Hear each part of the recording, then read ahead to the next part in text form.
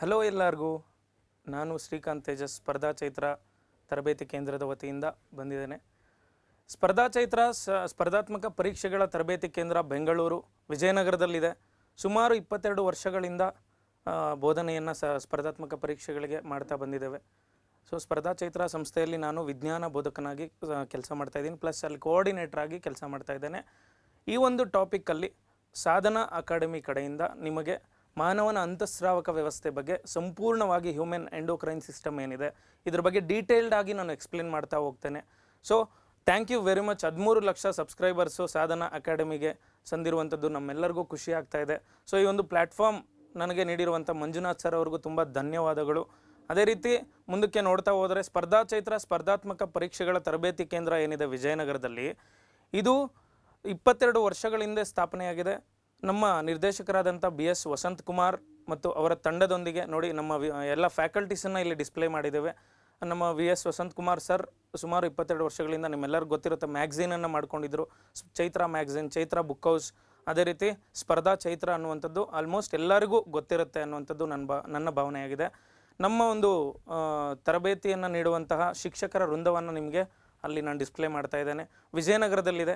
ಯಾರಿಗಾದರೂ ಆಸಕ್ತಿ ಇದ್ದರೆ, ಜಾಯಿನ್ ಆಗಬೇಕು ಅನ್ನುವಂಥದ್ದು ಆಸಕ್ತಿ ಇದ್ದರೆ ಆ ಕೆಳಗೆ ನೀಡಿರುವಂಥ ಒಂದು ಕಾಂಟ್ಯಾಕ್ಟ್ ನಂಬರ್ಗೆ ನೀವು ಕಾಂಟ್ಯಾಕ್ಟ್ ಮಾಡಿಕೊಂಡು ಜಾಯಿನ್ ಆಗ್ಬೋದಾಗಿದೆ. ನೋಡಿರಿ, ವಿಶೇಷತೆ ಏನು ಅಂದರೆ ಈ ಒಂದೇ ಬಿಲ್ಡಿಂಗ್ನಲ್ಲಿ ಸ್ಪರ್ಧಾ ಚೈತ್ರ ಸಂಸ್ಥೆಯ ಒಂದೇ ಬಿಲ್ಡಿಂಗ್ನಲ್ಲಿ ಹಾಸ್ಟೆಲ್, ಕ್ಯಾಂಟೀನ್, ಲೈಬ್ರರಿ ಮತ್ತು ಅದರ ಜೊತೆಯಲ್ಲಿ ಬುಕ್ ಹೌಸ್ ಎಲ್ಲ ಫೆಸಿಲಿಟಿಯನ್ನು ಒಂದೇ ಬಿಲ್ಡಿಂಗಲ್ಲಿ ಕೊಟ್ಟು ವಿದ್ಯಾರ್ಥಿಗಳಿಗೆ ಏನೇನು ಇನ್ಫ್ರಾಸ್ಟ್ರಕ್ಚರ್ ಬೇಕೋ ಎಲ್ಲದನ್ನು ಕೊಟ್ಟು ಒಂದೇ ರೂಫಲ್ಲಿ ನಾವು ಕೊಡ್ತಾ ಇದ್ದೇವೆ. ಸೊ ಇದು ಸ್ಪರ್ಧಾ ಚೈತ್ರ ಸಂಸ್ಥೆಯ ಒಂದು ವಿಶೇಷತೆಯಾಗಿದೆ. ನೋಡಿ, ಹ್ಯೂಮನ್ ಎಂಡೋಕ್ರೈನ್ ಸಿಸ್ಟಮ್, ಮಾನವ ಅಂತಸ್ರಾವಕ ವ್ಯವಸ್ಥೆ ಅನ್ನುವಂಥ ಒಂದು ಟಾಪಿಕ್ ಬಗ್ಗೆ ನಾನು ಮಾತಾಡಬೇಕಾಗಿರುತ್ತೆ ಇಲ್ಲಿ. So it is very very important topic for exam point of view and also our life. ನಮ್ಮ ಜೀವನಕ್ಕೂ ಇದು ಬಹುಮುಖ್ಯವಾದಂಥ ಟಾಪಿಕ್ ಆಗಿದೆ. ಅದೇ ರೀತಿ ಎಕ್ಸಾಮ್ ಪರ್ಪೋಸ್ಗೂ ಕೂಡ ಬಹಳಷ್ಟು ಇಂಪಾರ್ಟೆಂಟ್ ಆಗಿರುವಂಥ ಟಾಪಿಕ್ಕು ಈ ಒಂದು ಹ್ಯೂಮನ್ ಎಂಡೋಕ್ರೈನ್ ಸಿಸ್ಟಮ್ ಅನ್ನುವಂಥದ್ದು ಆಗಿದೆ. ಮೊದಲನೇದಾಗಿ ಹ್ಯೂಮನ್ ಎಂಡೋಕ್ರೈನ್ ಸಿಸ್ಟಮ್ ಬಗ್ಗೆ ಮಾತಾಡಬೇಕು ಅನ್ನೋದಾದರೆ ನಾವು ಗ್ರಂಥಿಗಳು ಅಂದರೆ ಏನು ಅಂತ ತಿಳ್ಕೊಬೇಕು. ಗ್ಲ್ಯಾಂಡ್ಸ್ ನೋಡಿ, ಈ ಒಂದು ಗ್ರಂಥಿಗಳ ವ್ಯವಸ್ಥೆಯನ್ನು, ಹಲವಾರು ಗ್ರಂಥಿಗಳು ಒಂದಕ್ಕೊಂದು ಕೋಆರ್ಡಿನೇಟ್ ಮಾಡಿಕೊಂಡು ಏನು ನಮ್ಮ ದೇಹದಲ್ಲಿ ಕಾರ್ಯಗಳನ್ನು ರೂಪಿಸ್ತಾ ಇರ್ತವೆ, ಈ ಒಂದಕ್ಕೊಂದು ರೂಪುರೇಷೆಗಳನ್ನು ತಿಳ್ಕೊಂಡಿರ್ತವೆ. ಆ ಒಂದು ಪದ್ಧತಿಯನ್ನು ನಾವು ಸಿಸ್ಟಮ್ ಅಂತ ಕರಿತೀವಿ, ಎಂಡೋಕ್ರೈನ್ ಸಿಸ್ಟಮ್ ಅಂತ ಕರಿತೀವಿ. ನೋಡಿ, ಗ್ರಂಥಿ ಅನ್ನುವಂಥದ್ದೇನು, ಗ್ಲ್ಯಾಂಡ್ ಅಂದರೆ ಏನು, ಮೊದಲನೇದಾಗಿ ಅದರ ಬಗ್ಗೆ ತಿಳ್ಕೊಬೇಕಾಗತ್ತೆ. ಗ್ಲ್ಯಾಂಡ್ ಅಂದರೆ the organ which secretes anything like chemicals or hormones or any chemical particles to complete a process in our body. ಅರ್ಥ ಆಯ್ತಾ? ನೋಡಿ, ಗ್ರಂಥಿ ಎಂದರೆ ಯಾವುದೋ ಒಂದು ಕ್ರಿಯೆ ಪೂರ್ಣಗೊಳ್ಳೋದಕ್ಕೆ ನಮ್ಮ ದೇಹದಲ್ಲಿ ರಾಸಾಯನಿಕ ವಸ್ತುಗಳು, ಅದೇ ರೀತಿ ಕಿಣ್ವಗಳು, ಎನ್ಸೈಮ್ಸ್ ಅಂತ ಕರಿತೀವಿ, ಅದೇ ರೀತಿ ಹಾರ್ಮೋನ್ಸ್ಗಳನ್ನು ಉತ್ಪಾದನೆ ಮಾಡಿ, ಸ್ರವಿಕೆ ಮಾಡಿ, ಅದರಿಂದ ದೇಹದಲ್ಲಿ ಯಾವುದೋ ಒಂದು ಕಾರ್ಯಗಳನ್ನು ಪೂರೈಕೆ ಮಾಡುವುದಕ್ಕೆ ಸಹಕಾರಿಯನ್ನು ಮಾಡುವಂಥ ಒಂದು ಅಂಗಗಳನ್ನು ಗ್ರಂಥಿಗಳು ಅಂತ ಕರಿತೀವಿ. ಗ್ರಂಥಿ ಅಂದರೆ ಒಂದು ಅಂಗ, ಅದರಿಂದ ರಾಸಾಯನಿಕ ವಸ್ತುಗಳ ಸ್ರವಿಕೆ ಆಗುತ್ತೆ. ಸೊ ಅದನ್ನು ನಾವು ಗ್ಲ್ಯಾಂಡ್ ಅಂತ ಕರಿತೀವಿ. Very very important. ಇದರಲ್ಲಿ 2 ವಿಧಗಳಾಗಿ ನಾವು ಗ್ರಂಥಿಗಳನ್ನು ಅಧ್ಯಯನ ಮಾಡ್ತೇವೆ. There are 2 types of glands. ನಿಮ್ಮೆಲ್ಲರಿಗೂ ಗೊತ್ತಿರೋ ಹಾಗೆ ಎಂಡೋಕ್ರೈನ್ ಗ್ಲ್ಯಾಂಡ್ಸ್, ಎಕ್ಸೋಕ್ರೈನ್ ಗ್ಲ್ಯಾಂಡ್ಸ್ ಅಂತ 2 ಟೈಪ್ಸ್ ಬರ್ತವೆ. ಸೊ ಎಕ್ಸೋಕ್ರೈನ್ ಗ್ಲ್ಯಾಂಡ್ಸ್ ಅಂದರೆ ನಾಳ ಗ್ರಂಥಿಗಳು ಅಂತ ಕರಿತೀವಿ, ಬಹಿರ್ಸ್ರಾವಕ ಗ್ರಂಥಿಗಳು ಅಂತ ಕರಿತೀವಿ. ಅವುಗಳ ಬಗ್ಗೆ ನಾನಿಲ್ಲಿ ಮಾತಾಡಲ್ಲ. ಸೊ ಅವುಗಳ ಬಗ್ಗೆ ತಿಳ್ಕೋಬೇಕು ಅನ್ನೋಂಥದ್ದಾದರೆ ನೆಕ್ಸ್ಟ್ ವಿಡಿಯೋದಲ್ಲಿ ನಾನು ಮಾಡ್ತೇನೆ. ಜಸ್ಟ್ ಡಿಫರೆನ್ಸ್ ಏನು ಅನ್ನೋಂಥದ್ದನ್ನು ಇಲ್ಲಿ ನಾನು ಹೇಳ್ತೇನೆ. ನೋಡಿ, ಬಹಿರ್ಸ್ರಾವಕ ಗ್ರಂಥಿಗಳು, ಎಕ್ಸೋಕ್ರೈನ್ ಗ್ಲ್ಯಾಂಡ್ಸ್ ಅಂದರೆ ನಳಿಕೆಗಳ ಮುಖಾಂತರ ರಾಸಾಯನಿಕ ವಸ್ತುಗಳನ್ನು ಸ್ರವಿಕೆ ಮಾಡಿ ಅದು ದೇಹದ ಯಾವುದೋ ಒಂದು ಕಾರ್ಯಗಳನ್ನು ಪೂರೈಕೆ ಮಾಡೋದಕ್ಕೆ ಸಹಾಯ ಮಾಡುತ್ತವೆ. ಅಂತಹ ಒಂದು ಗ್ರಂಥಿಗಳನ್ನು ಎಕ್ಸೋಕ್ರೈನ್ ಗ್ಲ್ಯಾಂಡ್ಸ್ ಅಂತ ಕರಿತೀವಿ. ಅರ್ಥ ಆಯ್ತಾ? ಬಟ್ ಇಲ್ಲಿ ಎಂಡೋಕ್ರೈನ್ ಗ್ಲ್ಯಾಂಡ್ಸ್ ಏನಿದ್ದಾವೆ ಅಂದರೆ ಅಂತಸ್ರಾವಕ ಗ್ರಂಥಿಗಳೇನಿದ್ದಾವೆ, ಇವುಗಳಿಗೆ ಯಾವುದೇ ರೀತಿ ನಳಿಕೆಗಳು ಅಥವಾ ಪೈಪ್ಸ್ ಅಥವಾ ಟ್ಯೂಬ್ಸ್ ಇರಲ್ಲ. ಸೊ ನೇರವಾಗಿ ರಾಸಾಯನಿಕ ವಸ್ತುವನ್ನು ರಕ್ತಕ್ಕೆ ಬಿಡುಗಡೆ ಮಾಡಿ ಆ ಬ್ಲಡ್ನ ಮುಖಾಂತರ ದೇಹದ ಎಲ್ಲ ಭಾಗಗಳಿಗೂ ಸರ್ಕ್ಯುಲೇಟ್ ಮಾಡಿಕೊಂಡು ಸಪ್ಲೈ ಮಾಡಿ ಟಾರ್ಗೆಟೆಡ್ ಆರ್ಗನ್ ಏನಿದೆ ಗುರಿ ಅಂಗ ಅಥವಾ ಜೀವಕೋಶಗಳಿಗೆ ತಲುಪಿಸಿ ಆ ಒಂದು ಕಾರ್ಯಗಳನ್ನು ಪೂರ್ಣಗೊಳಿಸುವಂಥ ಕೆಲಸ ಮಾಡ್ತಾ ಇರುತ್ತೆ. ಸೊ ಅದು ಹ್ಯೂಮನ್ ಎಂಡೋಕ್ರೈನ್ ಸಿಸ್ಟಮ್ ಅಂತ ಕರಿತೀವಿ. Very very important. ನೋಡಿ, ಗ್ಲ್ಯಾಂಡ್ಸ್ ಏನಿದಾವೆ, ಗ್ಲ್ಯಾಂಡ್ಸಲ್ಲಿ 2 ವಿಧ ಅಂತ ನಾನು ಹೇಳ್ಕೊಂಡು ಬರ್ತಾ ಇದ್ದೀನಿ. ಎಕ್ಸೋಕ್ರೈನ್ ಗ್ಲ್ಯಾಂಡ್ಸು ಎನ್ಸೈಮ್ಸ್ ಮತ್ತು ಕೆಮಿಕಲ್ ಸಬ್ಸ್ಟೆನ್ಸಸ್ಸನ್ನು ಬಿಡುಗಡೆ ಮಾಡ್ತವೆ. ಎನ್ಸೈಮ್ಸ್ ಅಂದರೆ ಕಿಣ್ವಗಳು ಮತ್ತು ರಾಸಾಯನಿಕ ವಸ್ತುಗಳನ್ನು ಬಿಡುಗಡೆ ಮಾಡ್ತವೆ. ಆದರೆ ಎಂಡೋಕ್ರೈನ್ ಆರ್ಗನ್ಸ್ ಏನಿದ್ದಾವೆ, ಎಂಡೋಕ್ರೈನ್ ಗ್ಲ್ಯಾಂಡ್ಸ್ ಏನಿದ್ದಾವೆ, ಇವು ಏನು ಮಾಡ್ತವೆ, ಹಾರ್ಮೋನುಗಳನ್ನು ಅಂದರೆ ರಸದೂತಗಳನ್ನು ಬಿಡುಗಡೆ ಮಾಡಿ ದೇಹದ ಕಾರ್ಯಗಳನ್ನು ಪೂರೈಕೆ ಮಾಡ್ತವೆ. ಅರ್ಥ ಮಾಡ್ಕೊಳ್ಳಿ, ವೆರಿ ವೆರಿ ಇಂಪಾರ್ಟೆಂಟ್. ಅದೇ ರೀತಿ ಅಂತಸ್ರಾವಕ ಗ್ರಂಥಿಗಳು ಅಂದರೆ ಏನು ಅಂತ ನೋಡೋಣ. ಅಂತಸ್ರಾವಕ ಗ್ರಂಥಿಗಳು ನಳಿಕೆಗಳನ್ನು ಹೊಂದಿಲ್ಲದ ಕಾರಣ ಅವುಗಳನ್ನು ಏನಂತ ಕರಿತೀವಿ, ಡಕ್ಟ್ಲೆಸ್ ಗ್ಲ್ಯಾಂಡ್ಸ್ ಅಂತ ಕರಿತೀವಿ. ಅರ್ಥ ಆಯ್ತಾ? ನಿರ್ನಾಳ ಗ್ರಂಥಿಗಳು ಅಂತ ಕರೆಯಲಾಗುತ್ತದೆ.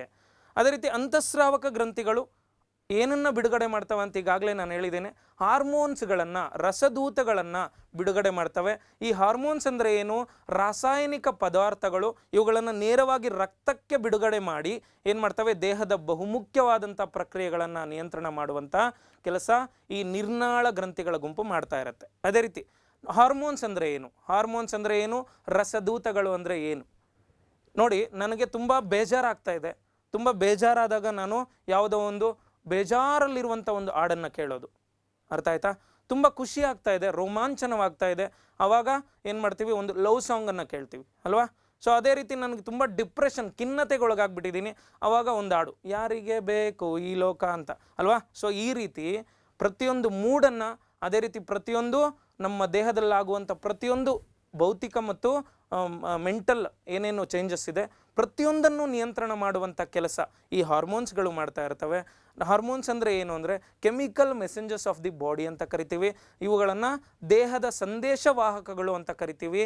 ಯಾವ ಕಾರಣಕ್ಕೆ, ಈಗಾಗಲೇ ನಾನು ಹೇಳಿದ್ದೀನಿ, ಗ್ರಂಥಿಗಳಿಂದ ಸ್ರವಿಕೆಯಾದ ರಸದೂತಗಳು ರಾಸಾಯನಿಕ ಸಂದೇಶಗಳನ್ನು ದೇಹದ ವಿವಿಧ ಭಾಗಗಳ ಜೀವಕೋಶಗಳಿಗೆ ಮತ್ತು ಗುರಿ ಅಂಗಕ್ಕೆ ರಕ್ತದ ಮುಖಾಂತರ ತಲುಪಿಸುತ್ತವೆ ಅಂತ ಹೇಳ್ತಾ ಇದ್ದೀನಿ ನಾನು ಅಲ್ವಾ. ಸೊ ಅದೇ ರೀತಿ ಈ ರಾಸಾಯನಿಕ ಸಂದೇಶಗಳು ಏನು ಕೆಲಸ ಮಾಡ್ತವೆ, ಹಾರ್ಮೋನ್ಸ್ ನಮ್ಮಲ್ಲಿ ಒತ್ತಡ, ಪ್ರೆಷರನ್ನು ಕಂಟ್ರೋಲ್ ಮಾಡ್ತವೆ, ಅಥವಾ ಪ್ರೆಷರನ್ನು ಜಾಸ್ತಿ ಮಾಡ್ತವೆ. ಅದೇ ರೀತಿ ಹಸಿವು, ಆಯಿತಾ, ಹಸಿವು ಅಂದರೆ ಹಂಗರನ್ನು ಮ್ಯಾನೇಜ್ ಮಾಡ್ತವೆ. ಅದೇ ರೀತಿ ಸ್ಲೀಪ್ ಸೈಕಲನ್ನು, ನಿದ್ರೆಯ ಚಕ್ರವನ್ನು ಹ್ಯಾಂಡಲ್ ಮಾಡ್ತವೆ. ಅದೇ ರೀತಿ ಬೆಳವಣಿಗೆ, ನಮ್ಮ ಗ್ರೋತ್ ಇದೆ ಅಲ್ವಾ, ಗ್ರೋತ್ ಆ್ಯಂಡ್ ಡೆವಲಪ್ಮೆಂಟ್ ಇದೆ ಅಲ್ವಾ, ಇದರ ಮೇಲೆ ಪರಿಣಾಮ ಬೀರುತ್ತೆ. ಅದೇ ರೀತಿ ರಕ್ತದಲ್ಲಿ ಸಕ್ಕರೆ ಪ್ರಮಾಣ, ಶುಗರ್ ಲೆವೆಲ್ಸ್ ಆಫ್ ದಿ ಬ್ಲಡ್ಡನ್ನು ಇವು ಕಂಟ್ರೋಲ್ ಮಾಡ್ತವೆ. ಅದೇ ರೀತಿ ಲೈಂಗಿಕ ಕ್ರಿಯೆಯನ್ನು ನಿಯಂತ್ರಿಸುವ ಆನ್ ಆ್ಯಂಡ್ ಆಫ್ ಮೆಥಡಾಲಜಿಯನ್ನು ಈ ಹಾರ್ಮೋನುಗಳು ನಮ್ಮ ಬಾಡಿಯಲ್ಲಿ ಮಾಡ್ತಾ ಇರ್ತವೆ. ಅರ್ಥ ಆಯ್ತಾ? ಸೊ ಯಾವುದೋ ಒಂದು ನಮಗೆ ತುಂಬ ಬೇಸರ ಆಯಿತು, ಆವಾಗ ಒಂದು ಹಾರ್ಮೋನ್ ಬಿಡುಗಡೆ ಆಗುತ್ತೆ. ತುಂಬ ಕೋಪ ಬರ್ತಾ ಇದೆ, ಆವಾಗ ಒಂದು ಹಾರ್ಮೋನ್ ಬಿಡುಗಡೆ ಆಗ್ತಾ ಇದೆ. ತುಂಬ ಖುಷಿ ಆಗ್ತಾ ಇದೆ, ಆವಾಗ ಒಂದು ಹಾರ್ಮೋನ್ ಬಿಡುಗಡೆ ಆಗುತ್ತೆ. ಸೊ ಪ್ರತಿಯೊಂದಕ್ಕೂ ಈ ಒಂದು ಹಾರ್ಮೋನುಗಳು ಕಾರಣ. ನನ್ನ ಪ್ರಕಾರ ಒಂದು ಮನುಷ್ಯ ಸಮಾಜದಲ್ಲಿ ಒಳ್ಳೆಯವನು ಅನ್ಸ್ಕೊಂಡು ಬದುಕಬೇಕು ಅಂದರೆ ಅವನಿಗೆ ಹಾರ್ಮೋನುಗಳು ಬಹುಮುಖ್ಯವಾದಂತಹ ಪಾತ್ರವನ್ನು ವಹಿಸ್ಕೋಬೇಕು. ಇಲ್ಲ ಅಂದರೆ ಅವನನ್ನು ತುಂಬ ಕೆಟ್ಟವನು ಅಂತ ತೋರ್ಪಡಿಕೆ ಮಾಡುವಂಥದ್ದು ಕೂಡ ಇದೇ ಹಾರ್ಮೋನ್ಸ್ಗಳೇ ಆಗಿರ್ತವೆ. ಅರ್ಥ ಆಯ್ತಾ? ಸೊ ಒಂದು ಮನುಷ್ಯ ಒಳ್ಳೆಯವನಾಗಬೇಕಾದ್ರೂ, ಒಂದು ಮನುಷ್ಯ ಕೆಟ್ಟವನಾಗಬೇಕಾದ್ರೂ, ಒಂದು ಮನುಷ್ಯ ಡಿಪ್ರೆಷನ್ಗೆ ಹೋಗಿ ಬೇಗ ಸಾಯ್ಬೇಕಂದ್ರೂ, ಒಂದು ಮನುಷ್ಯ ಆರೋಗ್ಯಕರವಾಗಿರ್ಬೇಕಂದ್ರೂ, ಸೊ ಎಲ್ಲದಕ್ಕೂ ಈ ಹಾರ್ಮೋನುಗಳು ಕಾರಣ. ನೋಡಿ, ರಸದೂತಗಳು ಅನ್ನುವಂಥ ಪದ ಏನು, NCERT ಕರ್ನಾಟಕ ಸ್ಟೇಟ್ ಬುಕ್ಸಿಂದ ನಾನು DCERT ಬುಕ್ಸಿಂದ ತಗೊಂಡಿದ್ದೀನಿ. ಸೊ ರಸದೂತಗಳು ಅಥವಾ ಹಾರ್ಮೋನುಗಳು ಅಂದರೆ ಎರಡು ಒಂದೇ. ಅರ್ಥ ಆಯ್ತಾ? ಸೊ ಅದೇ ರೀತಿ ಈ ಒಂದು ಹಾರ್ಮೋನ್ಸ್ಗಳನ್ನು ನಾನು ಈಗಾಗಲೇ ಹೇಳ್ದಂಗೆ ಎರಡು ವಿಧಗಳಾಗಿ ವಿಂಗಡಣೆ ಮಾಡ್ತಾ ಇದ್ದೇವೆ. ಸೊ ಈ ಒಂದು ಹಾರ್ಮೋನ್ಗಳನ್ನು based on their chemical composition we have classified into 2 types. ಅರ್ಥ ಆಯ್ತಾ? ಎರಡು ವಿಧಗಳಾಗಿ ಅವುಗಳ ರಾಸಾಯನಿಕ ಸಂಯೋಜನೆಯ ಆಧಾರದ ಮೇಲೆ ವಿಂಗಡಣೆ ಮಾಡ್ತಾ ಇದ್ದೇವೆ. ಮೊದಲನೇದಾಗಿ ಪೆಪ್ಟೈಡ್ ಹಾರ್ಮೋನ್ಸ್ ಅಂತ ಕರಿತೀವಿ. ಸೊ ಪೆಪ್ಟೈಡ್ ಹಾರ್ಮೋನ್ಸ್ ಅಂದರೆ ಏನು ಅಂತ ಹೇಳೋದಾದರೆ, ಇವು ಪ್ರೋಟೀನ್ಗಳಿಂದ ಮಾಡಲ್ಪಟ್ಟಿರುವಂಥ ಹಾರ್ಮೋನ್ಗಳಾಗಿರ್ತವೆ. ಇವು ನೀರಿನಲ್ಲಿ ಮಾತ್ರ ಕರಗ್ತವೆ. ಪ್ರೋಟೀನ್ಸ್ಗಳಿಂದ ಮಾಡಲ್ಪಟ್ಟಿದ್ದು ನೀರಿನಲ್ಲಿ ಮಾತ್ರ ಕರಗುವಂಥ ಹಾರ್ಮೋನ್ಗಳಾಗಿದ್ದು, ನಮ್ಮ ಬಾಡಿಯಲ್ಲಿರುವಂಥ ಎಲ್ಲ ಹಾರ್ಮೋನ್ಸ್ಗಳು ಏನಿದ್ದಾವೆ ಎಕ್ಸೆಪ್ಟ್ ಲೈಂಗಿಕ ಹಾರ್ಮೋನುಗಳನ್ನು ಹೊರತುಪಡಿಸಿ. ಅರ್ಥ ಆಯ್ತಾ? ಸೊ ನಮ್ಮ ಬಾಡಿಯಲ್ಲಿರುವಂಥ ಪ್ರತಿಯೊಂದು ಹಾರ್ಮೋನು ಪೆಪ್ಟೈಡ್ ಹಾರ್ಮೋನ್ ಅಥವಾ ಪ್ರೋಟೀನ್ ಹಾರ್ಮೋನ್ ಆಗಿರುತ್ತೆ, ಕೇವಲ ಲೈಂಗಿಕ ಹಾರ್ಮೋನುಗಳನ್ನು ಹೊರತುಪಡಿಸಿ. ಅರ್ಥ ಆಯ್ತಾ? ಸೊ ಹಾಗಾದರೆ ಲೈಂಗಿಕ ಹಾರ್ಮೋನುಗಳು ಎರಡನೇ ಟೈಪಲ್ಲಿ ಬರ್ತವೆ. ಯಾವುದು ಎರಡನೇ ಟೈಪು ಅಂದರೆ ದಟ್ ಈಸ್ ಸ್ಟೀರಾಯ್ಡ್ ಹಾರ್ಮೋನ್ಸ್ ಅಂತ. ಸ್ಟೀರಾಯ್ಡ್ ರಸದೂತಗಳು ಅಂತ ಕರಿತೀವಿ. ಇವು ಲಿಪಿಡ್ಸ್ ಮತ್ತು ಫ್ಯಾಟ್ಗಳಿಂದ ಅಂದರೆ ಲಿಪಿಡ್ಗಳು ಮತ್ತು ಕೊಬ್ಬುಗಳಿಂದ ಮಾಡಲ್ಪಟ್ಟಿರ್ತವೆ. Very very important. ಇವು ಲಿಪಿಡ್ ಮತ್ತು ಕೊಬ್ಬುಗಳಿಂದ ಮಾಡಲ್ಪಟ್ಟಿದ್ದು. ಇವು ಕೇವಲ ಕೊಬ್ಬಿನಲ್ಲಿ ಮಾತ್ರ ಕರಗುವಂಥ ಹಾರ್ಮೋನುಗಳಾಗಿರ್ತವೆ. ಕೇವಲ ಲೈಂಗಿಕ ಹಾರ್ಮೋನುಗಳು ಮಾತ್ರ ಈ ಸಾಲಿನಲ್ಲಿ ಕಂಡು ಬರ್ತಾ ಇರ್ತವೆ. ಯಾವ್ಯಾವಪ್ಪ ಲೈಂಗಿಕ ಹಾರ್ಮೋನ್ಸ್ ಅಂದರೆ ಪ್ರೊಜೆಸ್ಟಿರಾನ್, ಈಸ್ಟ್ರೋಜನ್ ಮತ್ತು ಟೆಸ್ಟೋಸ್ಟಿರಾನ್ ಎಂಬ 3 ಹಾರ್ಮೋನುಗಳು ಕಂಡು ಬರ್ತವೆ. ಮೊದಲನೇದಾಗಿ ಹೈಪೋಥಲಾಮಸ್ ಎಂಬ ಹಾರ್ಮೋನಿನ ಬಗ್ಗೆ ನಾವು ನೋಡೋಣ. ಹೈಪೋಥಲಾಮಸ್ ಅಂದರೆ ಏನು? ಹೈಪೋಥಲಾಮಸ್ ಅನ್ನುವಂಥದ್ದು ಎಲ್ಲಿ ಕಂಡು ಬರುತ್ತೆ? ಹೈಪೋಥಲಾಮಸ್ ಅದೇ ರೀತಿ ಪಿಟ್ಯೂಟರಿ ಗ್ರಂಥಿ, ಅದೇ ರೀತಿ ಪೀನಿಯಲ್ ಗ್ರಂಥಿ. ಈ 3 ಗ್ರಂಥಿಗಳು ಕಂಡುಬರುವಂಥದ್ದು ನಮ್ಮ ತಲೆಯ ಭಾಗದಲ್ಲಿ, ಅರ್ಥ ಆಯ್ತಾ, ಮೆದುಳಿನ ಒಂದು ಭಾಗದಲ್ಲಿ ಕಂಡು ಬರ್ತವೆ. ಮೊದಲನೇದಾಗಿ ಹೈಪೋಥಾಲಮಸ್. ನೋಡಿ, ಮುಮ್ಮೆದುಳಿನ ಡಯನ್ಸೆಫಲಾನ್ ನ ಕೆಳಭಾಗದಲ್ಲಿ ಕಂಡು ಬರ್ತಾ ಇರುತ್ತೆ, ಅರ್ಥ ಆಯ್ತಾ. ಫೋರ್ ಬ್ರೈನ್ ಇದೆ ಅಲ್ವಾ, ಫೋರ್ ಬ್ರೈನ್ನ ಡಯನ್ಸೆಫಲಾನ್ ರೀಜನ್ನ ಬಿಹೈಂಡ್ ಅಂದರೆ ಕೆಳಭಾಗದಲ್ಲಿ, ಡೌನ್ ಭಾಗದಲ್ಲಿ ಇದು ಕಂಡು ಬರ್ತಾ ಇರುತ್ತೆ. Very very important. ಈ ರಸದೂತಗಳು ಅಂದರೆ ಈ ಒಂದು ಹೈಪೋಥಾಲಮಸ್ ಸ್ರವಿಕೆ ಮಾಡುತ್ತಲ್ಲ, ಬಿಡುಗಡೆ ಮಾಡುತ್ತಲ್ವಾ, ಈ ಒಂದು ಹಾರ್ಮೋನ್ಸ್ ಏನಿದಾವೆ ಇವು ಪಿಟ್ಯೂಟರಿ ಹಾರ್ಮೋನ್ಗಳ ಉತ್ಪಾದನೆ ಮತ್ತು ಸ್ರವಿಕೆಯ ಮೇಲೆ, ಅವುಗಳ ಉತ್ಪಾದನೆ ಮತ್ತು ಪ್ರೊಡಕ್ಷನ್ ಮತ್ತು ಸೆಕ್ರೀಷನ್ನ ಮೇಲೆ ನೇರವಾಗಿ ಪ್ರಭಾವವನ್ನು ಬೀರ್ತವೆ. ಯಾವ ರೀತಿ ಅನ್ನುವಂಥದ್ದನ್ನು ನೋಡೋಣ. ನೋಡಿ, ಹೈಪೋಥಾಲಮಸ್ನ ಹಾರ್ಮೋನುಗಳಲ್ಲಿ 2 ಟೈಪ್ಸ್ ಇದ್ದಾವೆ. Very very important. ಮೊದಲನೇದಾಗಿ ಬಿಡುಗಡೆ ರಸದೂತಗಳು ಅಥವಾ ರಿಲೀಸಿಂಗ್ ಹಾರ್ಮೋನ್ಸ್ ಅಂತ ಕರಿತೀವಿ. ಮೊದಲನೇದು ಯಾವುದು? Releasing hormones. ಇದರಲ್ಲಿ ಪಿಟ್ಯೂಟರಿ ರಸದೂತಗಳ ಸ್ರವಿಕೆಯನ್ನು ಪ್ರಚೋದನೆ ಮಾಡುತ್ತಿದ್ದು, ಅಂದರೆ ಪಿಟ್ಯೂಟರಿ ಹಾರ್ಮೋನ್ ಇದೆ ಅಲ್ವಾ, ಅವುಗಳ ಒಂದು ಸೆಕ್ರೀಷನನ್ನು ಏನು ಮಾಡುತ್ತಿದ್ದು, ಪ್ರಮೋಟ್ ಮಾಡುತ್ತೆ, ಸೆಕ್ರೀಷನನ್ನು ಪ್ರಚೋದನೆ ಮಾಡುತ್ತೆ. ಯಾವುದು? ಈ ಒಂದು ರಿಲೀಸಿಂಗ್ ಹಾರ್ಮೋನ್ ಅನ್ನುವಂಥದ್ದು. ಫಾರ್ ಎಕ್ಸಾಂಪಲ್, ಅದಕ್ಕೆ ನೋಡಿ ಕೆಲವೊಂದು ಎಕ್ಸಾಂಪಲ್ಸನ್ನು ನಾನು ಇಲ್ಲಿ ಕೊಡ್ತಾ ಇದ್ದೇನೆ. ಗೊನೆಡೋಟ್ರೋಫಿನ್ ರಿಲೀಸಿಂಗ್ ಹಾರ್ಮೋನ್ ಅನ್ನುವಂಥದ್ದು ಪಿಟ್ಯೂಟರಿ ಗ್ರಂಥಿಯಿಂದ ಬಿಡುಗಡೆ ಆಗುತ್ತೆ, ಅರ್ಥ ಆಯ್ತಾ. ಪಿಟ್ಯೂಟರಿ ಗ್ರಂಥಿಗೆ ಬಿಡುಗಡೆ ಆಗುತ್ತೆ ಗೊನೆಡೋಟ್ರೋಫಿನ್ ರಿಲೀಸಿಂಗ್ ಹಾರ್ಮೋನ್ ಅನ್ನುವಂಥದ್ದು. GnRH ಅನ್ನುವಂಥ ಹಾರ್ಮೋನು ಪಿಟ್ಯೂಟರಿ ಹಾರ್ಮೋನ್ಗೆ ಏನು ಪಿಟ್ಯೂಟರಿ ಗ್ರಂಥಿಗೆ ಬಿಡುಗಡೆ ಆಗುತ್ತೆ. ಎಲ್ಲಿಂದ? ಹೈಪೋಥಾಲಮಸ್ನಿಂದ.